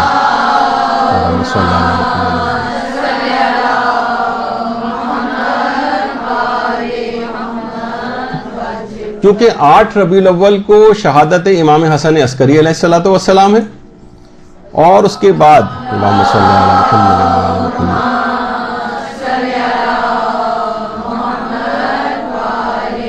اور 9 ربیع الاول کو امام زمانہ علیہ السلام کی امامت کا پہلا دن. اللہم صلی علی محمد وعلی محمد.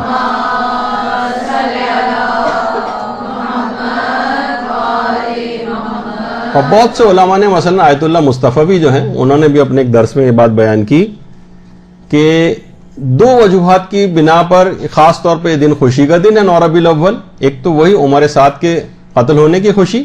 اور دوسری امام زمانہ کی امامت کا پہلا دن کہ جو زمین کو عدل و انصاف سے بھر دیں گے اور ظالموں سے آ کر انتقام لیں گے،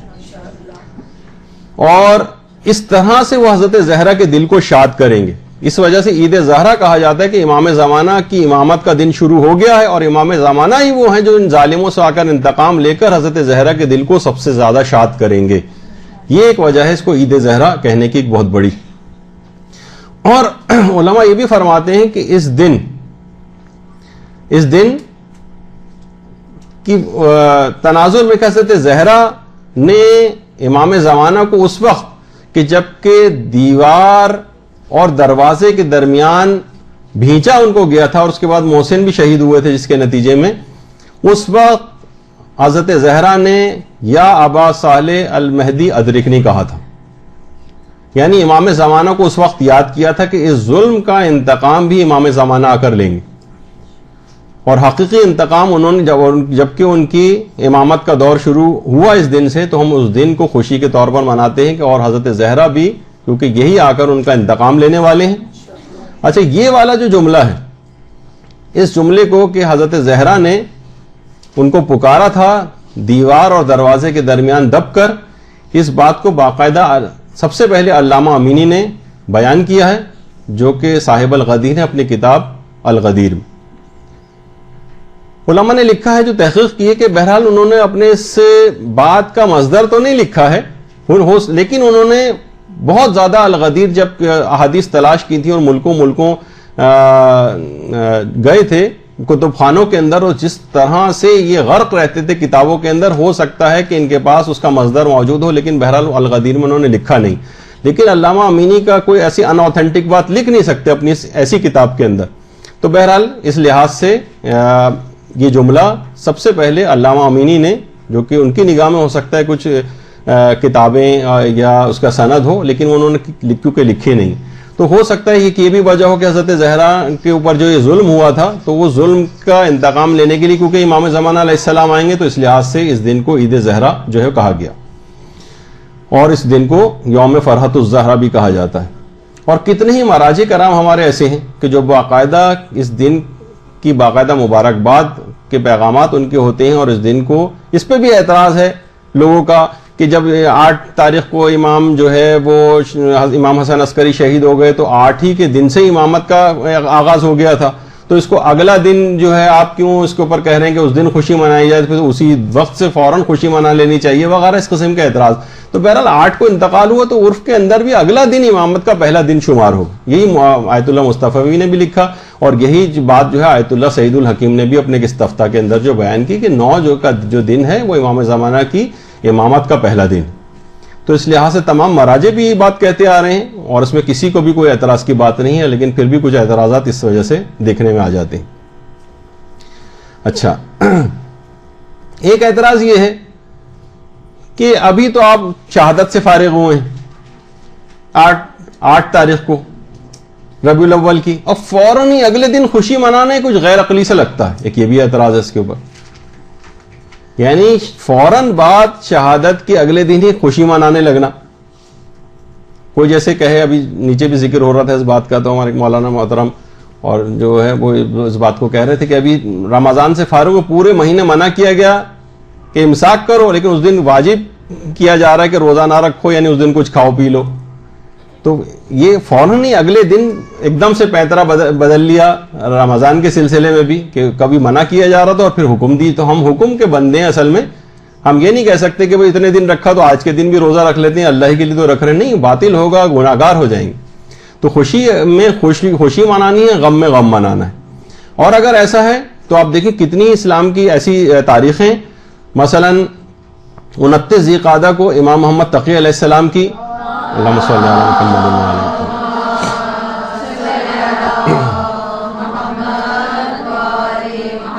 امام محمد تقی کی شہادت کا دن ہے، اور اس کے بعد اگلے ہی دن پہلی ذی الحجہ کو حضرت زہرا اور مولا کی شادی کی خوشی منائی جاتی، یعنی ایک دن پہلے غم ہے، اس کے اگلے دن فوراً ہی اسلامی دنیا میں اور دنیا تشیع کے اندر خوشی کا دن منایا جاتا ہے۔ 9 ذی الحجہ مسلم ابن عقیل کی شہادت کا دن ہے، اس کے بعد اگلے ہی دن عید قربان خوشی کا دن منایا جاتا ہے۔ تو کتنی چیزیں دیکھیے اس قسم کی ہیں۔ اسی طریقے سے صرف ان دنوں کی بات نہیں، اگر آپ اور تاریخ کے اندر دیکھیں تو بہت ساری آپ کو ایسی چیزیں مل سکتی ہیں۔ کچھ علماء مثلا یہ بھی کہتے ہیں کہ جیسے 23 ذی الحجہ ہے، کچھ تاریخوں میں آیا کہ طفلان مسلم کی شہادت کا دن ہے 23 ذی الحجہ، اور اگلے ہی دن جو 24 ذی الحجہ ہے اس دن عید مباہلہ کی خوشی منائی جا رہی ہوتی ہے، اور اسلام کے اندر حکم ہے اس کا خوشی منانے کا۔ تو غم بھی منا رہے ہیں اور اگلے دن خوشی بھی منا رہے ہیں، بلکہ میں تو یہ کہوں کہ ایک ہی دن کے اندر غم اور خوشی کا بھی ہمیں مظاہر دیکھنے میں آتے ہیں۔ مثلا کسی کی شادی ہو رہی ہے، وہ خوش ہو رہا ہے شادی کی وجہ سے، مگر اپنے مرحوم باپ کو یا مرحوم ماں کو یاد کر کے اس دن روتا بھی اور غمگین بھی ہوتا ہے۔ تو لہٰذا ایک ہی دن میں جب اس کے مظہر ہمیں دیکھنے میں آ جاتے ہیں، تو ایک دن غم منانے کے بعد اگر اگلا دن خوشی کا آ جائے اور اس میں ہم خوشی منا لیں تو اس میں کوئی معیوب بات نہیں۔ اور یہی وجہ ہے کہ اس دن کے لیے خاص طور پر 9 ربیع الاول کو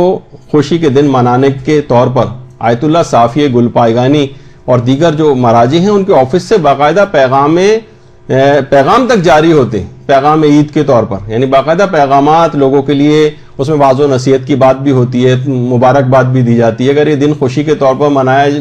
جانا جو ہے وہ کوئی حرام ہوتا یا ممنوع ہوتا یا مکروہ ہوتا یا نامناسب ہوتا اس کو منانا، تو مراجع کے آفیسز سے اس قسم کے پیغامات عید جاری نہ ہوتے۔ تو اس میں خوشی ہے کہ امام کی امامت کا کیونکہ پہلا دن۔ ایک اعتراض دیکھیے پھر یہ بھی کیا جاتا ہے کہ اگر یہی بات ہے تو پھر آپ 11 محرم کو کیوں امام زین العابدین کی امامت کی خوشی نہیں مناتے؟ دیکھیے اعتراض تو مختلف چیزیں ہیں نا، اب اس کے اندر بھی یہ والی بات بھی آ گئی، پھر آپ کو 11 محرم کو جو ہے وہ چوتھے امام کی امامت کی خوشی کا دن منانا چاہیے۔ تو دیکھیے خود اس کے جوابات مجتہدین نے دیے، جیسے یہ آیت اللہ مصطفی کی بات کر رہا تھا، انہوں نے کہا کہ امام زمانہ کا زمانہ امامت جاری ہے، امام زمانہ امام بقیت اللہ ہیں، اور امام زمانہ کی امامت کہ پہلے روز کو خوشی اور جشن کے طور پر منانا یہ اولیت رکھتا ہے، اور اس میں کوئی غم کے دنوں سے بھی سازگار نہیں ہے۔ ورنہ ہم دیکھیں 11 محرم کو بھی اہل بیت کے اوپر مظالم ختم نہیں ہوئے تھے، بلکہ مسلسل مظالم چل رہے تھے۔ تو اس مسلسل جبکہ مظالم کے دنوں کی یاد ہے اور غموں کی یاد ہے، اس میں خوشی منانا شیعت کی اقدار میں کبھی شامل نہیں رہا ہے۔ 11 محرم کو مظالم کا سلسلہ بھی جاری تھا، تو لیکن اس کے اندر ایسا کوئی مسئلہ نہیں ہے، یعنی اس میں امام نے خود خوشی منانے کا حکم دیا ہے۔ روایت میں امام خود خوش ہوئے ہیں، غم کے کپڑے اتارنے کا حکم دیا، زینت کرنے کا حکم دیا، اور ائمہ کے اپنے اصحاب اس طرح سے عمل کرتے رہے، تو اس وجہ سے ہم خوشی مناتے ہیں۔ اور کیونکہ امام زمانہ کی امامت جاری و ساری جس میں ہم سانس لے رہے ہیں، ان کی امامت کا پہلا دن ہے، تو ان کی امامت کے پہلے دن کو خوشی کے طور پر منانا جبکہ کسی غم کی تاریخوں سے اس کا ٹکراؤ بھی نہیں ہے، تو اس میں یہ اولیت رکھتا ہے۔ اس وجہ سے ہم خاص طور پر امام زمانہ کی امامت کے پہلے دن کو خوشی کے دن کے طور پر مناتے ہیں۔ تو یہ اللہم صلی اللہ علیہ وسلم۔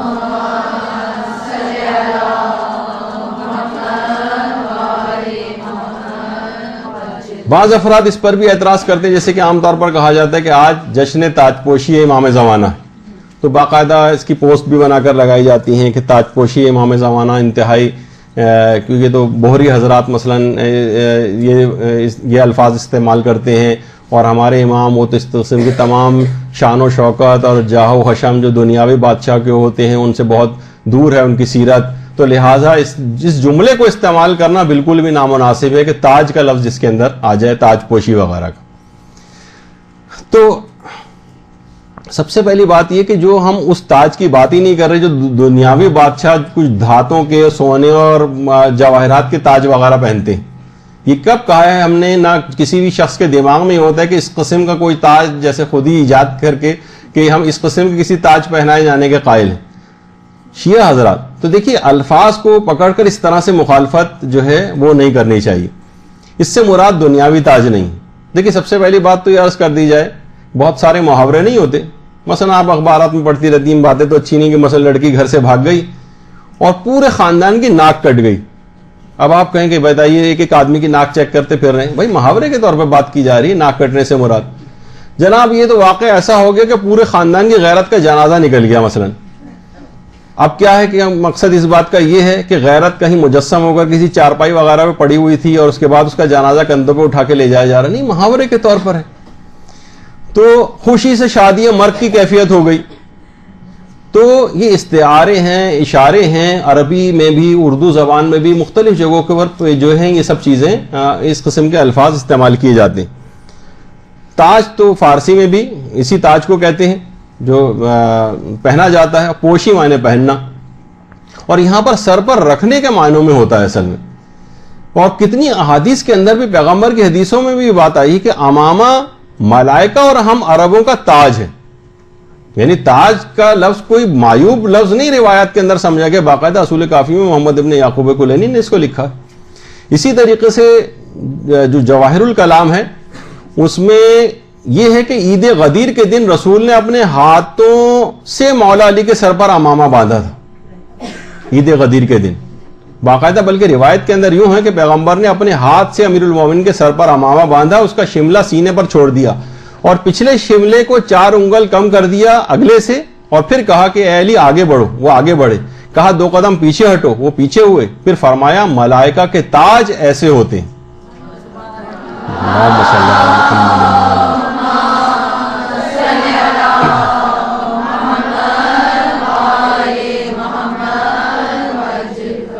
اور اس روایت کو آیت اللہ مرشی نجفی نے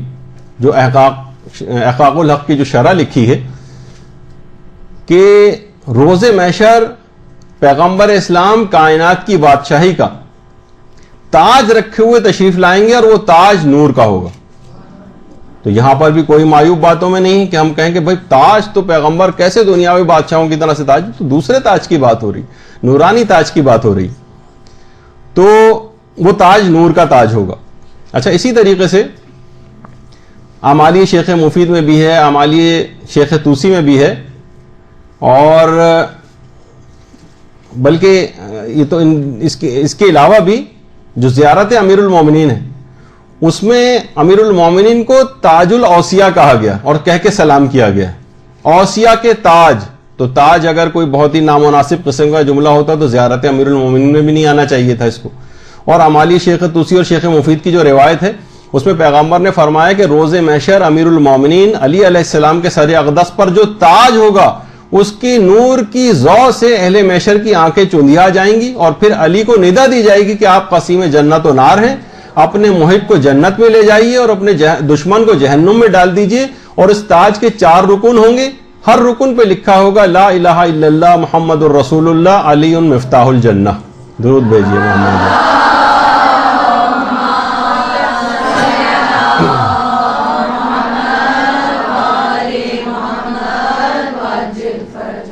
اسی لحاظ سے علامہ امینی نے بھی اس بات کو لکھا ہے, نہیں بلکہ جو ایک اور روایت بھی آ گئی سامنے کہ روز محشر امیر المومنین جنت کے ایک ناقے پر سوار ہوں گے اور آپ کے سر پر نور کا تاج ہوگا جس کے 70 گوشے یعنی کنگورے ہوں گے, جن میں یاقوت سرخ جڑا ہوگا, جس میں سے ہر یاقوت کی روشنی 3 دن کی مسافت کے فاصلے تک پہنچے گی.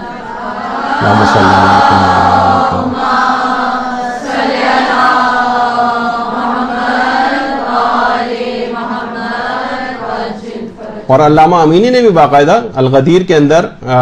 بلکہ ایک دعا ایک اور بھی سامنے آ گئی کہ دعا عبرات کا بھی ہے کہ پروردگار میں تجھ سے تقرب چاہتا ہوں اس فرد اول کے ذریعے جس کو تو نے تاج جلالت پہنایا ہے. اور علامہ امینی کے حوالے سے جو بات ہو رہی تھی کہ انہوں نے یہ کہا کہ پیغمبر نے جو میدان غدیر میں جو امامہ امیر المومنین کے سر پر بطور تاج یعنی جو پہنایا تھا اس کا نام صحاب تھا. صحاب اس امامے کا نام تھا. تو لہٰذا 9 ربیع الاول کے دن امام زمانہ کی جو تاج پوشی کا دن ہے, اس کو تاج پوشی کا دن کہنا ان کی شان کے بالکل مطابق ہے, ورنہ اتنے بڑے بڑے علماء رسول اور ائمہ کے لیے اس قسم کے الفاظ کا انتخاب نہ کرتے جب ان کے لیے مناسب ہے یہ جملہ. اور ظاہر ہے کہ ہم کسی دنیاوی تاج کی بات نہیں کر رہے ہیں, نورانی تاج کی بات ہو رہی ہے اور تاج ولایت کی بات ہو رہی ہے, تاج امامت کی بات ہو رہی ہے. تو اس میں کہنا بالکل بھی نہ صرف یہ کہ غیر موضوع نہیں ہے بلکہ مستحسن ہے، کیونکہ روایات میں بھی اس قسم کے تاج کا تذکرہ آیا ہے.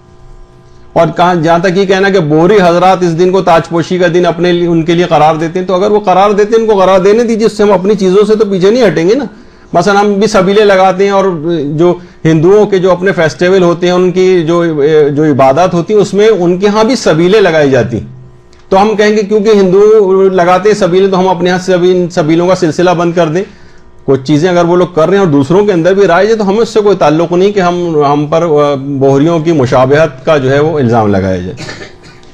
اور کتنے ہی علماء کے دیکھیے فتاوے اس سلسلے میں ہے کہ امام زمانہ کی امامت کا پہلا دن، جیسے کہ ابھی میں نے آیت اللہ سعید الحکیم اور دیگر مراجع اور بھی بہت تھے، لیکن اتنا وقت نہیں کہ ان کو آپ کے سامنے پیش کیا جائے. پھر ایک دماغ میں آتا ہے کہ جب آپ انٹرنیٹ اور چیزیں دیکھیں گے تو اس دن کے خلاف بعض فتاوے اس طرح سے نقل کیے جاتے ہیں جس سے لگتا ہے کہ یہ دن بالکل ان اوتھینٹک ہے، نہیں منانا چاہیے. تاثر یہ نکلتا ہے اس سے. ہو سکتا ہے کہ بہت سے لوگ اس انداز سے نہ بھی بناتے ہوں بلکہ علمی ڈسکشن کے طور پر اس کو کرنا چاہتے ہوں، لیکن بہرحال عمومی تاثر اس سے یہی نکلتا ہے کہ اس طرح سے فتاوے کوٹ کیے جاتے ہیں. اچھا اب دیکھیے ان فتاووں کے اندر اگر سوال دیکھیں کہ دیکھیے اتنے سارے مراجع سے یہ سوال پوچھا گیا، آیت اللہ سید علی خامنئی سے، ناصر مکارم سے، فاضل لنکرانی سے، آیت اللہ عراقی سے، صافی گل پائگانی سے. کیا سوال؟ دیکھیے سوال دیکھیے، بعض لوگ عالم و غیر عالم اس بات کے معتقد ہیں کہ 9 ربیع الاول سے جو کہ عید زہرہ سے منسوب ہے، 11 ربیع الاول تک انسان جو چاہے انجام دے، وہ کام شرعاً ناجائز ہو تب بھی گناہ شمار نہیں ہوگا اور فرشتے اسے نہیں لکھیں گے. برائے مہربانی اس کا حکم بیان فرمائی. اب آپ خود بتائیے کہ سارے مراجع کی دنیا کے 1000 مراجع کے پاس بھی بھیج دیں گے تو جواب وہی آئے گا جو نیچے لکھا ہوا ہے کہ شریعت کی حرام کی ہوئی چیزیں ہر جگہ، ہر موقع اور ہر وقت کے لحاظ سے مخصوص نہیں ہے، کیونکہ کسی دن مخصوص دن کی مناسبت سے بھی وہ حلال نہیں ہوں گی، بلکہ ایسے محرمات ہر جگہ اور ہر وقت حرام ہیں. اور جو لوگ بعض ایام میں ان کو حلال کی نسبت دیتے ہیں وہ کورا جھوٹ اور بہتان ہے، اور ہر وہ کام جو بذات خود حرام ہو یا مسلمانوں کے درمیان تفریقے کا باعث ہو شرعاً گناہ اور عذاب کا باعث ہے. یعنی ان کاموں کو کہا گیا ہے اور اس سوچ کو کہا گیا ہے کہ اس دن یہ سوچ کر گناہ کرنا، جس کے متعلق ابھی ہم نے بات بیان کی. اسی طریقے سے آیت اللہ ناصر مکارم شیرازی کا بھی آپ کے سامنے آ رہا ہے، دیگر مراجع کے بھی اسی طرح، آیت اللہ عراقی، صافیہ گل پائگانی، سب نے سوال جو کیا گیا ہے نا اس کے اندر اس کا وہی جواب دیا ہے کہ نہیں، جو حرام ہے اس دن بھی حرام رہے گا، جو حرام ہے اس دن حرام رہے گا. لیکن اس سے تاثر بہرحال یہ نکلتا ہے کہ نہیں، اس دن کو نہیں منانا چاہیے عید کے طور پر، جو بالکل غلط تاثر اس میں اس حرام کاموں کو کرنا وہ منع کیا گیا ہے کہ آپ یہ دن سوچیں گے نہیں آج کے دن جو چاہیں کریں، نہیں، یہ اس بات کو منع کیا گیا اور کہا کہ نہیں، یہ بہتان ہے، ایسا کچھ نہیں ہے، جان بوجھ کے ایسا نہیں ہو سکتا. البتہ سہون ہو جائے تو دیگر فتاوے میں کہا ہے کہ وہ اس دن کی فضیلت کی وجہ سے معاف ہو سکتی ہیں چیزیں. اور باقاعدہ مراجع سے جب پوچھا گیا تو انہوں نے بھی اس دن کو عید کے طور پر منانے کو جائز بلکہ پسندیدہ بھی قرار دیا، اور کہ بھلے جائز و مستحسن است. آیت اللہ صادق روحانی نے بھی کہا، ایک صادق شیرازی الگ ہے، آیت اللہ صادق روحانی الگ ہے، بشرط عدم ارتکاب محرمی. بس یہ کہ حرام کام کوئی نہیں ہونا چاہیے. وہ تو ہر اس خوشی کے موقع پر علماء یہی کہتے ہیں، کیونکہ اس میں بہت سارے لوگ کچھ ایسے کام بھی کرنے لگتے ہیں. ایران کے اندر بھی بعض اوقات ایسا ہوتا ہے، کچھ افراد، سارے تو نہیں، ہر جگہ پہ نہیں، ان کو روکا جائے گا کہ مثلا وہ نہ گانے اور موسیقی بھی اور ڈانس بھی اور اس طرح کی چیزیں شروع کر دیتے ہیں، لیکن وہ تو ہر خوشی کے موقع سے ہی منسوب ہے کہ یہ سب ان مناسبتوں سے لوگ اس قسم کے ارتکاب کرتے ہیں گناہوں کا، تو ان کو روکا جائے گا، نہ کہ ہم اس دن کو ہی منانا بند کر دیں کیونکہ اس میں یہ فلاں گناہ ہوتے ہیں لہٰذا مناسب نہیں ہے کہ اس دن منایا جائے اور اس کو آہستہ آہستہ ترک کر دیا. نہیں، ہم ان غیر شرعی باتوں کو منع کریں گے. تو اسی طرح سے آیت اللہ گورگانی، ان کا بھی فتویٰ یہی کہ بہرحال کہ یہ اس دن خوشی منانا، یعنی کافی اس میں سفارش کی گئی ہے کہ یہ 9 ربیع الاول کے دن خوشی کا دن ہے. تو بس یہ ہے کہ اس میں جو دیکھیے اسی طرح آیت اللہ صافی گل پائگانی نے بھی، انہوں نے تو بلکہ باقاعدہ اس کا برنامہ بھی دیا ہے کہ اس دن کو کیسے منانا چاہیے، کہ اس دن فضائل کا ذکر کرنا چاہیے، مناقب اہل بیت بیان ہونے چاہیے، معارف اور تعلیمات اور ہدایت کا جو بیان ہے وہ اس دوران ہونا چاہیے، اور ان ہمارے جو یہ ہستیاں ہیں ان کی حقانیت کے دلائل پیش کیے جائیں، اور دشمنان جو اہل بیت ہیں اخبار و احادیث اور تاریخ صحیحہ سے ان کے اوپر اعتراض کیا جائے، یعنی جس کو ہم یوم تبرہ اسی لحاظ سے کہتے ہیں کہ ہم ان کے نقائص، لیکن علمی طور پر، نہ کہ کسی فرقہ فساد کے لیے. تو علماء نے اس بات کو اس لحاظ سے باقاعدہ لکھا ہے. یہی وجہ ہے کہ جو جتنے بھی فتاوے پیش کیے جاتے ہیں، چاہے رہبر معظم کے ہوں، آیت اللہ بہجت کے ہوں، کہ اس انداز سے بہت سے لوگ کسی شخصیت کا مثلا پیٹ پھاڑنے والا واقعہ کچھ دشمنان کے نام مثلا جانوروں کے اوپر لکھ کر اس کو مارنے کا واقعہ، اس طرح کی کچھ فساد انگیز باتیں کہ جس سے معاشرے کے اندر ایک خلفشار برپا ہو جائے اور تفرقہ پیدا ہو جائے، کتنا زیادہ پھونک پھونک کے قدم رکھنے کی ضرورت ہے، اور اس کے اندر اس قسم کی باتیں کر کے کہ مومنین کی جان اس سے جائے، لوگ خطرے میں آ جائیں، مسلمانوں میں انتشار پھیلے، اس کو سب نے یقیناً منع کیا ہے اور یہ کام ہرگز نہیں کرنے چاہیے، اور اس بات کو پھیلانا چاہیے کہ مراجع نے خصوصیت کے ساتھ ان تمام چیزوں کو منع کیا، ورنہ محافل منعقد کرنا، تقاریر کرنا، فضائل کی باتیں بیان کرنا، معارف کی باتیں بیان کرنا، اس کو کسی مجتہد نے آج تک منع نہیں کیا، سب نے بلکہ اس کی تاکید ہی کی ہے کہ اس دن کو خوشی کے طور پر منایا جائے، لیکن کچھ اس قسم کی باتوں کے فتاوے لے کر اور لوگوں کو ڈسکریج کیا جائے کہ اس دن وہ خوشی کے دن کے طور پر اس کو نہ منائیں، تو اس کو ہم یہی شبہ ہوتا ہے بعض اوقات کہ کچھ دشمنان اہل بیت کے سلسلے میں کہیں دلوں میں کوئی نرم گوشہ تو موجود نہیں، یعنی یہ شبہ تو پھر پیدا ہوگا کہ تمام چیزوں کو نظر انداز کر کے اور کچھ مخصوص باتوں کو پروجیکٹ کر کے اس دن کو اگر ہم یہ کہیں کہ اس دن کو نہ منایا جائے کیونکہ اس میں فلاں فلاں چیز ہوتی ہے تو لگتا ایسا ہے۔ تو کہ دیکھیے کتنی، جیسے بھی اس سے پہلے ہم بات کر رہے تھے کہ شادی کی تقریب ہوتی ہے، کہ ہم یہ تو نہیں کہیں گے شادی کی تقریب، جیسے ایک دفعہ ہم نے پہلے بھی کہا تھا کہ اس کو شب گناہ کبیرہ قرار دینا چاہیے، کتنا اسراف ہوتا ہے، کتنی بے پردگی ہوتی ہے، لوگوں کے اگلے دن کی نمازیں قضا ہوتی ہیں، عورتیں نامحرموں کے سامنے میک اپ کر کے جاتی ہیں، زرق برق لباس پہنے جاتے ہیں، مکس گیدرنگ ہوتی ہے، اور نہ جانے کتنے گناہ اس شادی کے نتیجے میں ہوتے ہیں، لیکن کبھی کوئی نہیں کہتا کہ بھئی شادی نہیں کرنی چاہیے، یا یہ کہ بالکل شادی کی اس قسم کی کوئی تقریب منعقد ہی نہیں کرنی چاہیے، کہیں بس جاؤ مثلا کسی بھی قاضی کے پاس بیٹھ کے، کسی مولوی صاحب کے پاس بیٹھ کے نکاح پڑھا کے آ جاؤ، نہیں، یہ کہا جائے گا شادی کی تقریب منعقد کریں، لیکن اس کے اندر کوئی خلاف شریعت بات نہ ہو، اس کا پروپیگنڈا کرنا چاہیے، اس کے خلاف بات کرنی چاہیے، لوگوں کو اس کی طرف راغب کرنا چاہیے کہ اسلامی ماحول کے اندر شادیاں کریں، لیکن خود تقریب ہی منعقد نہ کریں، یہ کانسیپٹ اس سلسلے میں غلط ہے۔ تو جہاں تک تاریخی اختلافات کا تعلق ہے تو دیکھیں کتنی تاریخ کے اندر اختلافات پہلے سے موجود ہیں، لیکن ان اختلافات تاریخ کی بنیاد پر آپ دنوں کو منانا ترک نہیں کرتے، جیسے یہ بھی 12 اور 17 کے اندر ایک اختلاف ہے، اسی طرح سے آئمہ کی اولادوں کی تعداد کتنی تھی اس کے اندر اختلاف ہے، آئمہ کی ازواج میں بعض اوقات اختلاف ہو جاتا ہے، آئمہ کی والدہ یہ نام تھا ان کا کہ وہ نام تھا ان کا، اس میں کتنا اختلاف ہے، لیکن اس کی وجہ سے ہم انکار نہیں کرنے لگتے ان شخصیت کا، بس ایک تاریخی اختلاف کے طور پر کرتے ہیں اور دنوں کو ویسے ہی مناتے ہیں۔ تو یہی وجہ ہے کہ جتنے بھی ہمارے علماء ہیں، جیسے صاحب جواہر ہیں، انہوں نے بھی باقاعدہ اس روایت کی بنیاد پر جو احمد ابن اسحاق کی تھی، اس کو شرف اور فضیلت اور برکت اور خوشی کا دن جو ہے وہ قرار دیا۔ شیخ مفید نے اس کو یوم عید کبیر جو ہے وہ کہا۔ اس کے علاوہ ابن طاؤس نے جو ہے خوشی کا دن قرار دیا، علامہ کفمی نے بھی اس کو کہا کہ باقاعدہ اس دن انفاق کیا جائے مومنین کے اوپر اور اپنے اہل و عیال پر توسیع کیا جائے، یعنی اس دن ان کو رزق اور مختلف چیزوں میں وسعت دی جائے، خوشبو لگائی جائے، نئے لباس پہنے جائیں، شکر کیا جائے، عبادت کی جائے، یعنی باقاعدہ اس کا پروگرام بھی دیا، یعنی کہ اس دن کو نہ منائیں بلکہ یہ کام کریں اس دن۔ اور آیت اللہ طباطبائی جو کاظم یزدی طباطبائی، انہوں نے تو باقاعدہ عروۃ الوثقیٰ میں اس دن کا غسل بھی قرار دیا، جو کہ اگرچہ دیگر مجتہدین نے اس دن کے استحباب کے قائل نہیں ہیں۔ تو اس طرح سے کتنے ہی میرے پاس، یعنی میں آپ کے سامنے جو فتاوے آ رہے ہیں کہ کہا گیا ہے کہ شیعوں کو اس دن کو تعظیم کے اس کی کرنی چاہیے اور اس دن اظہار خوشی کرنا چاہیے۔ اور امام خمینی کے جو استاد تھے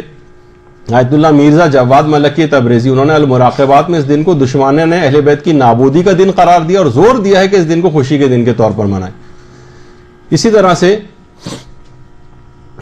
آیت اللہ کاظم یزدی، ان کا تو ابھی حوالہ آ گیا اس سے پہلے، اس کے علاوہ علامہ کفمی نے بھی 9 ربیع الاول کے دن خوشی کے دن کے طور پر منانے کو کہا ہے۔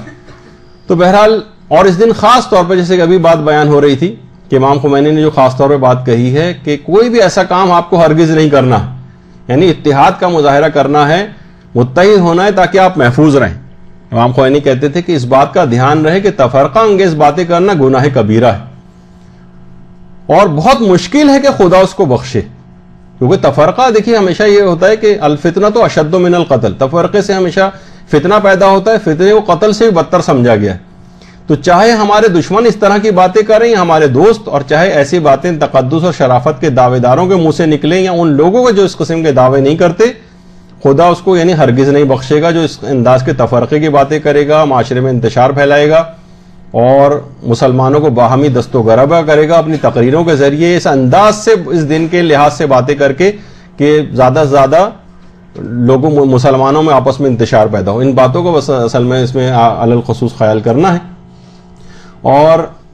جیسے کہ ابھی ذکر ہوا کہ سب سے اہم وجہ امام زمانہ کی امامت کے پہلے دن کے طور پر خوشی منانی ہے. اور خود آیت اللہ سیستانی نے بھی باقاعدہ کہا ہے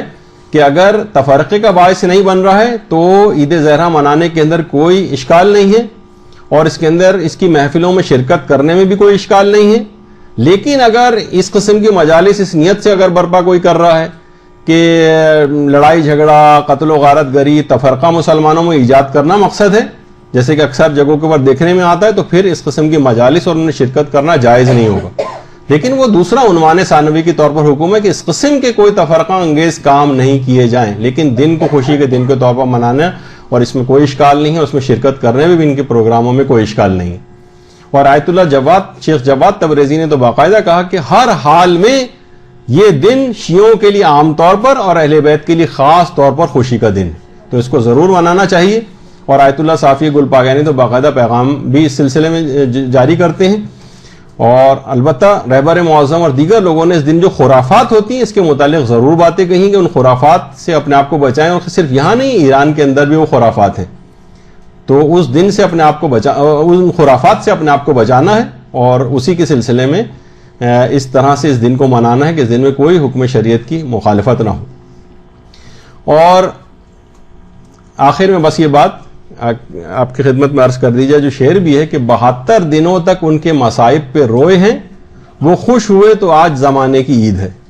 یا رب نہ مومنوں کی خوشی کو نظر لگے، زہرا کے سوگوار گھرانے کی عید ہے. اچھا، اللہم صلی اللہ علیہ وسلم.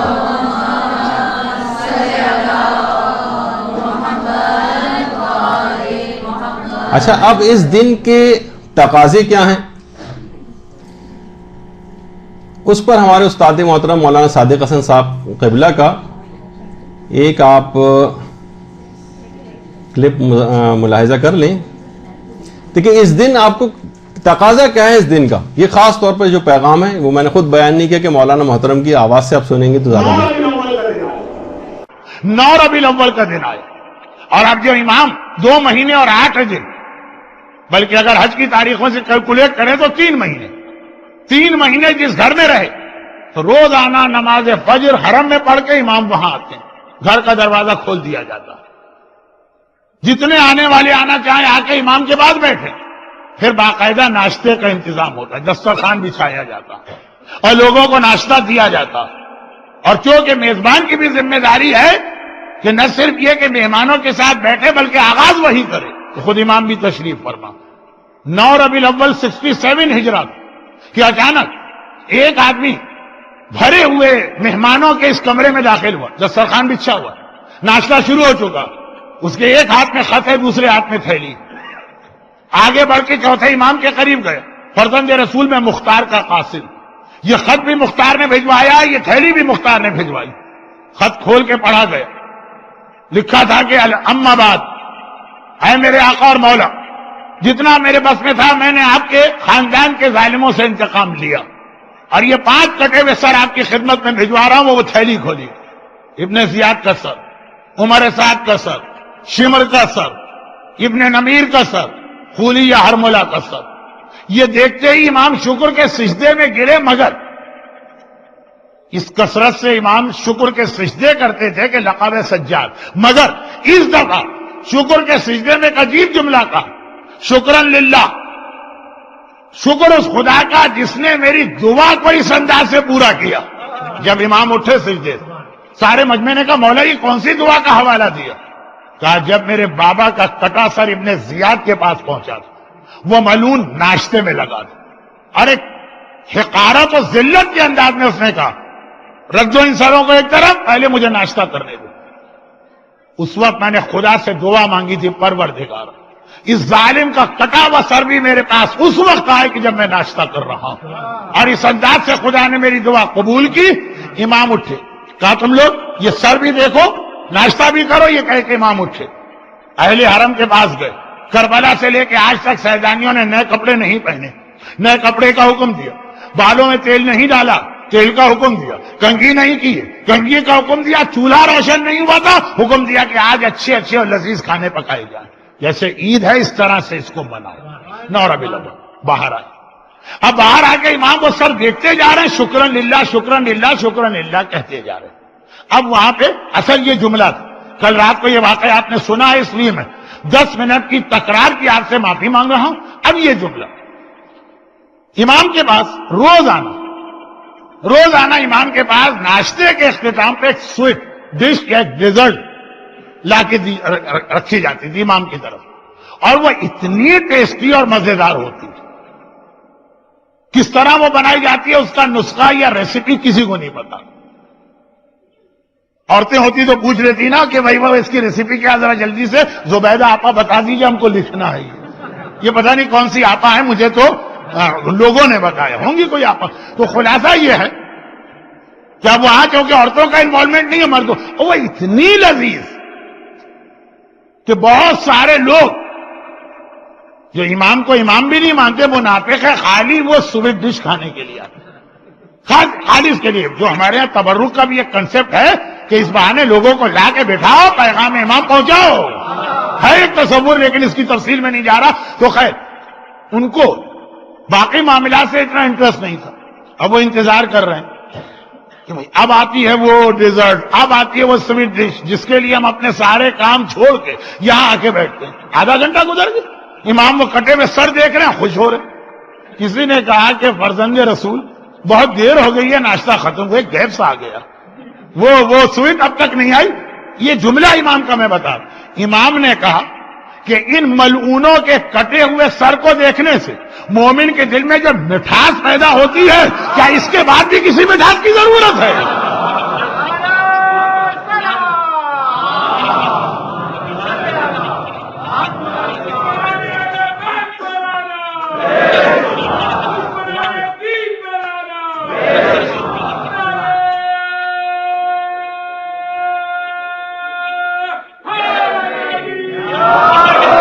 آقا اور مولا کی خوشی کا اندازہ کریں، فرماتے خالی ان ملعونوں کے ملاعین سے کٹا بسر یہ مومن دیکھے گا، اس کا دل اتنا خوش ہوگا، اتنا خوش ہوگا کہ اس کے بعد پھر کسی ڈیزرٹ کی، پھر کسی سویٹ ڈش کی اس کو ضرورت نہیں۔ اتنی خوشی ہونی چاہیے 9 ربیع الاول کو، اور ایسا مزہ کہ اس کے آگے ہر ڈیزرٹ، ہر سویٹ ڈش، تمام حلوے، تمام مٹھائیاں بالکل بیکار۔ یہ مزہ تو میں بھی لے سکتا ہوں۔ کیا مطلب؟ میں ڈائبیٹک پیشنٹ، بہت ہی سینئر قسم کا سینئر ڈائبیٹک پیشنٹ ہوں، 35 سال ہو گئے میری ڈائبیٹک کو، باقی تو کسی چیز کا مزہ نہیں لے سکتا، خالی گلاب جامن دور سے دیکھتا ہوں اور حسرت کے آنسو بہاتا ہوں،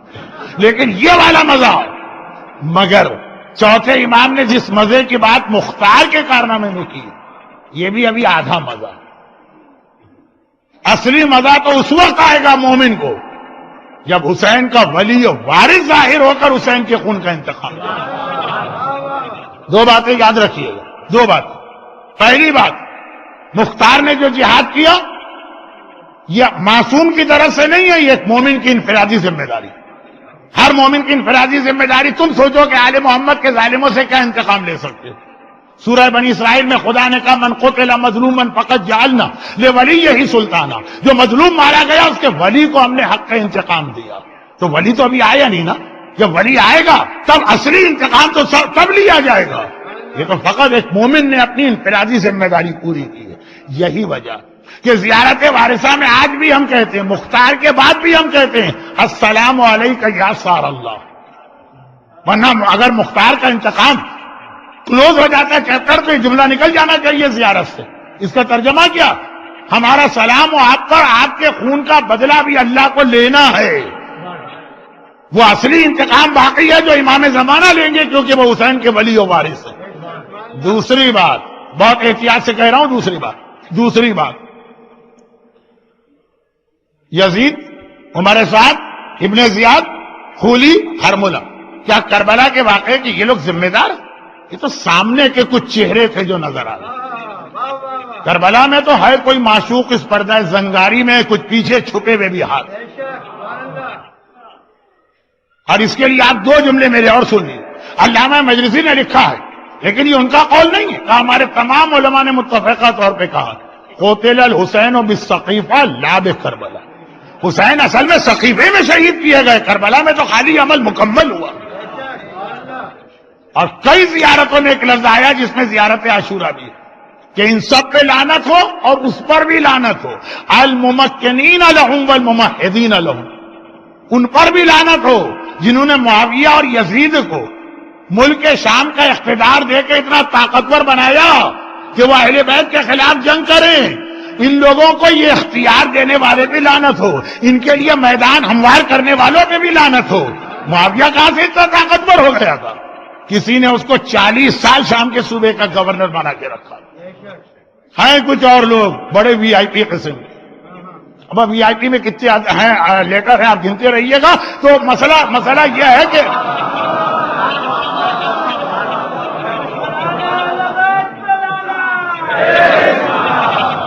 ان سے تو انتقام باقی ہے نا،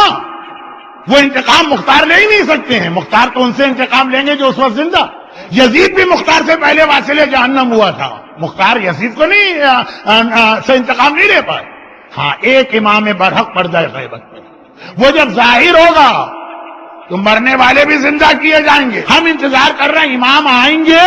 تو بھی سارے مسئلے حل ہوں گے اور دین پہ عمل کریں گے، اور امام انتظار کر رہے ہیں ہمارے چاہنے والے اپنے آپ کو چینج کریں گے تب ہم آئیں گے اور ان کی وجہ سے اسلام کو لے کر آئیں گے۔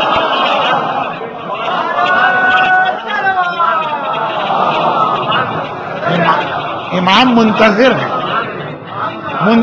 انتظار کر رہے ہیں ہمارے چاہنے والے اپنے آپ کو بدلیں گے اور پھر ہمیں بلائیں گے تو پھر ان کی مدد سے ہم اپنا جہاد کریں گے۔ تو ہم ان کا انتظار کر رہے ہیں، وہ ہمارا انتظار کر رہے ہیں۔ اب یہاں پہ برابری کا رشتہ تو ہے نہیں جیسے دو بھائیوں کا برابری کا تھا، امام کا انتظار برحق ہے، ہم دھوکہ کھائے بیٹھے ہیں کہ کچھ نہیں کرنا، بس ایسے ہی زندگی گزارتے رہو اور امام آ کے مسئلہ حل کریں گے، نہیں۔ یہی غلطی کوفے والوں نے کی تھی، دیکھیں پورا ایام ازا کا خلاصہ کہ امام کو بلایا تو مگر کوئی تیاری نہیں کی، تو نتیجہ کیا نکلا؟ ابن زیاد جب آیا تھا نا کوفے والے سمجھے امام آ گئے۔ ابن زیاد چہرے پہ نقاب ڈال کے آیا تھا، عرب میں ڈیزرٹ میں ٹریولنگ میں چہرے پہ نقاب ڈالا جاتا، کوفے والے سمجھ رہے تھے کہ ہم نے اتنے خط لکھے آقا حسین کو، یہ حسین آ گئے، جال حسین جال حسین جال سیدنا، آواز لگ گئی، سب لوگ گھروں سے نکل آئے۔ اللہ اللہ امام کو بلا رہے ہو اور اتنا بھی نہیں پتا کہ امامت کو پہچانو گے کیسے، ابن زیاد کو امام سمجھ بیٹھے ہو۔ یہی غلطی کہیں ہم سے نہ ہو، کیونکہ ہمارے لیے تو روایت بھی ہے کہ امام زمانہ کے ساتھ دجال بھی آئے گا جو صاحبان ایمان کو بہکائے گا۔ تو جشن عید الزہرا، آخری بات نہیں کہہ رہا ہوں، تو 5 دفعہ کہہ چکا ہوں، آخری جملہ، جشن عید الزہرا ہمیں پیغام دیتا ہے کہ مختار نے جو انتقام لیا وہ بہت چھوٹا انتقام تھا، اصلی انتقام باقی ہے۔ یہ انتقام زہرا کا وارث و فرزند زمانے کا امام لے گا، اور اس انتقام کے لیے وہ ہمارے اور آپ کے تبدیل ہونے کا انتظار کر رہا ہے۔ جب ہم اپنے آپ کو بدلیں گے تو امام آ جائیں گے۔ اور اب میں جملے کو بدل دوں، یعنی اگر ہم اپنے آپ کو بدلتے نہیں ہیں تو امام کے آنے میں دیر ہو رہی ہے۔ نہیں، بہت چھوٹا جملہ بن گیا یہ، امام کے آنے میں دیر ہو رہی ہے، اس کا مطلب کیا؟ اکبر کے قاتل کو سزا ملنے میں دیر ہو رہی ہے، حسین کے قاتل کو سزا ملنے میں دیر ہو رہی ہے، عباس کے قاتل کو سزا ملنے میں دیر ہو رہی ہے۔ آگے بڑھتا ہوں، زہرا کے بدن پہ کوڑے مارنے والے کو سزا ملنے میں دیر ہو رہی ہے، محسن کو شہید کرنے والے کو سزا ملنے میں دیر ہو رہی ہے، فاطمہ زہرا کے گھر کا دروازہ جلانے والے کو سزا ملنے میں دیر ہو رہی ہے۔ صاحبان ایمان، مومن ہر گناہ کر سکتا ہے، شمر کی سزا کو نہیں ٹلوا سکتا ہے، مومن سے یہ گناہ ممکن نہیں، مومن ہر گناہ کر سکتا ہے، قاتل علی اکبر کی سزا میں تاخیر نہیں کروا سکتا ہے، مومن ہر گناہ کر سکتا ہے، زہرا کی پسلیاں توڑنے والے کی سزا میں تاخیر نہیں کر سکتا۔ تو جشن عید الزہرا کا پیغام یہ ہے، بدلے اپنے آپ کو، بدلے اپنے گھروں کو، بدلے اپنے بچوں کو، تاکہ امام جلدی آئیں، صحیح معنوں میں انتقام لیا جائے، پھر ہم اور آپ مل کے امام زمانہ کے ساتھ جشن عید زہرا منائیں۔ مزہ تو اسی جشن میں ہے نا جو امام کے ساتھ منایا جائے۔ ایک چیز میں نے یہاں سن لی کہ سنڈے اسکول بہت اچھا چلتا اور بچوں کو لوگ بھجوا بھی بڑے شوق سے رہیں، اور انتظام کرنے والے واقعاً خلوص سے انتظام کریں، خالی خانہ پوری نہیں ہے۔ کہ ادارہ جعفریہ میری لینڈ میں بھی ایک سنڈے اسکول ہے. یہ بھی امام زمانہ کے لیے آپ کی طرف سے ایک پیغام ہے. بس ذرا سا آگے بڑھ کر بچوں کے ساتھ عورتوں پہ ہی توجہ دیجیے, یعنی ان کی تبدیلی پر, اور اس کے ساتھ اپنے آپ کو بدلنے میں بھی توجہ دیجیے. اور پھر امام آ گئے, اور آ گئے تو ہم ایسا جشن منائیں گے, ایسا جشن منائیں گے کہ جبرائیل نے بھی نہیں دیکھا ہوگا کہ اتنی خوشی بھی کوئی منا سکتا ہے. امام زمانہ کا آنا اور ظالموں سے انتقام لینا. لیکن ہم بہت کمزور اس دنیا میں ہیں, امام ہی سے مدد مانگ رہے ہیں. اے میرے زمانے کے امام, اے حجت خدا, اے وارث مشکل کشا علی, صاحبان ایمان کو وہ حوصلہ اور طاقت عطا کیجئے جس سے وہ اس کفرستان کے 21ویں صدی کے ماحول میں اس مشن کو پورا کر سکے جو آپ کا مشن ہے. پروردگارہ تجھے واسطہ اس جشن عید الزہرا کا, جس طرح تو نے فاطمہ زہرا کے دل کی ٹھنڈک کا انتظام کیا, آل محمد کا انتقام تھوڑا سا صحیح آج لیا گیا. ان صاحبان ایمان کو ان کے آنسوؤں کے طفیل دنیا اور آخرت کی ہر مصیبت و پریشانی سے محفوظ فرما, ان کی ساری حاجتیں پوری فرما. غم حسین کے سوا ہمیں کوئی غم عطا نہ فرما مگر غم حسین. مرتے دم تک قبر میں بھی, قیامت میں بھی, جنت میں بھی ہمیں عزادار حسین اور ماتمی بنا کے داخل فرما. پروردگارہ ہمارے تمام مرحومین کی بھی مغفرت فرما, اور جب امام زمانہ ظاہر ہو تو ہمیں امام کی فوج کا سپاہی بننے کی توفیق عطا فرما. اور خدا بندہ جب ظاہروں کا کیا مطلب, اپنی آخری حجت وارث معصومین کے ظہور میں تعجیل فرما. یہ خوشی آپ کو حضرت مبارک ہو, اور اس کے اعتبار سے اب آپ کو جو پیغام میں نے دینا تھا دے دیا ہے. لیکن ایک تحفہ ہم آل محمد کی خدمت میں عید کا کیا تحفہ پیش کریں, کیا چیز ہے جو ہم ان کو دیں گے, وہی تو ہمیں سب کچھ عطا کرنے والے ہیں. ہاں ایک تحفہ ایسا جو اللہ بھی ان کو دیتا ہے تو ہم اور آپ بھی اس کو دیں گے. بآواز بلند درود بھیج دیں محمد والے.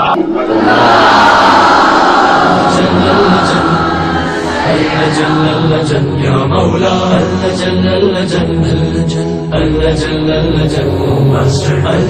اللجن اللجن یا صاحب السماء اللجن اللجن اللجن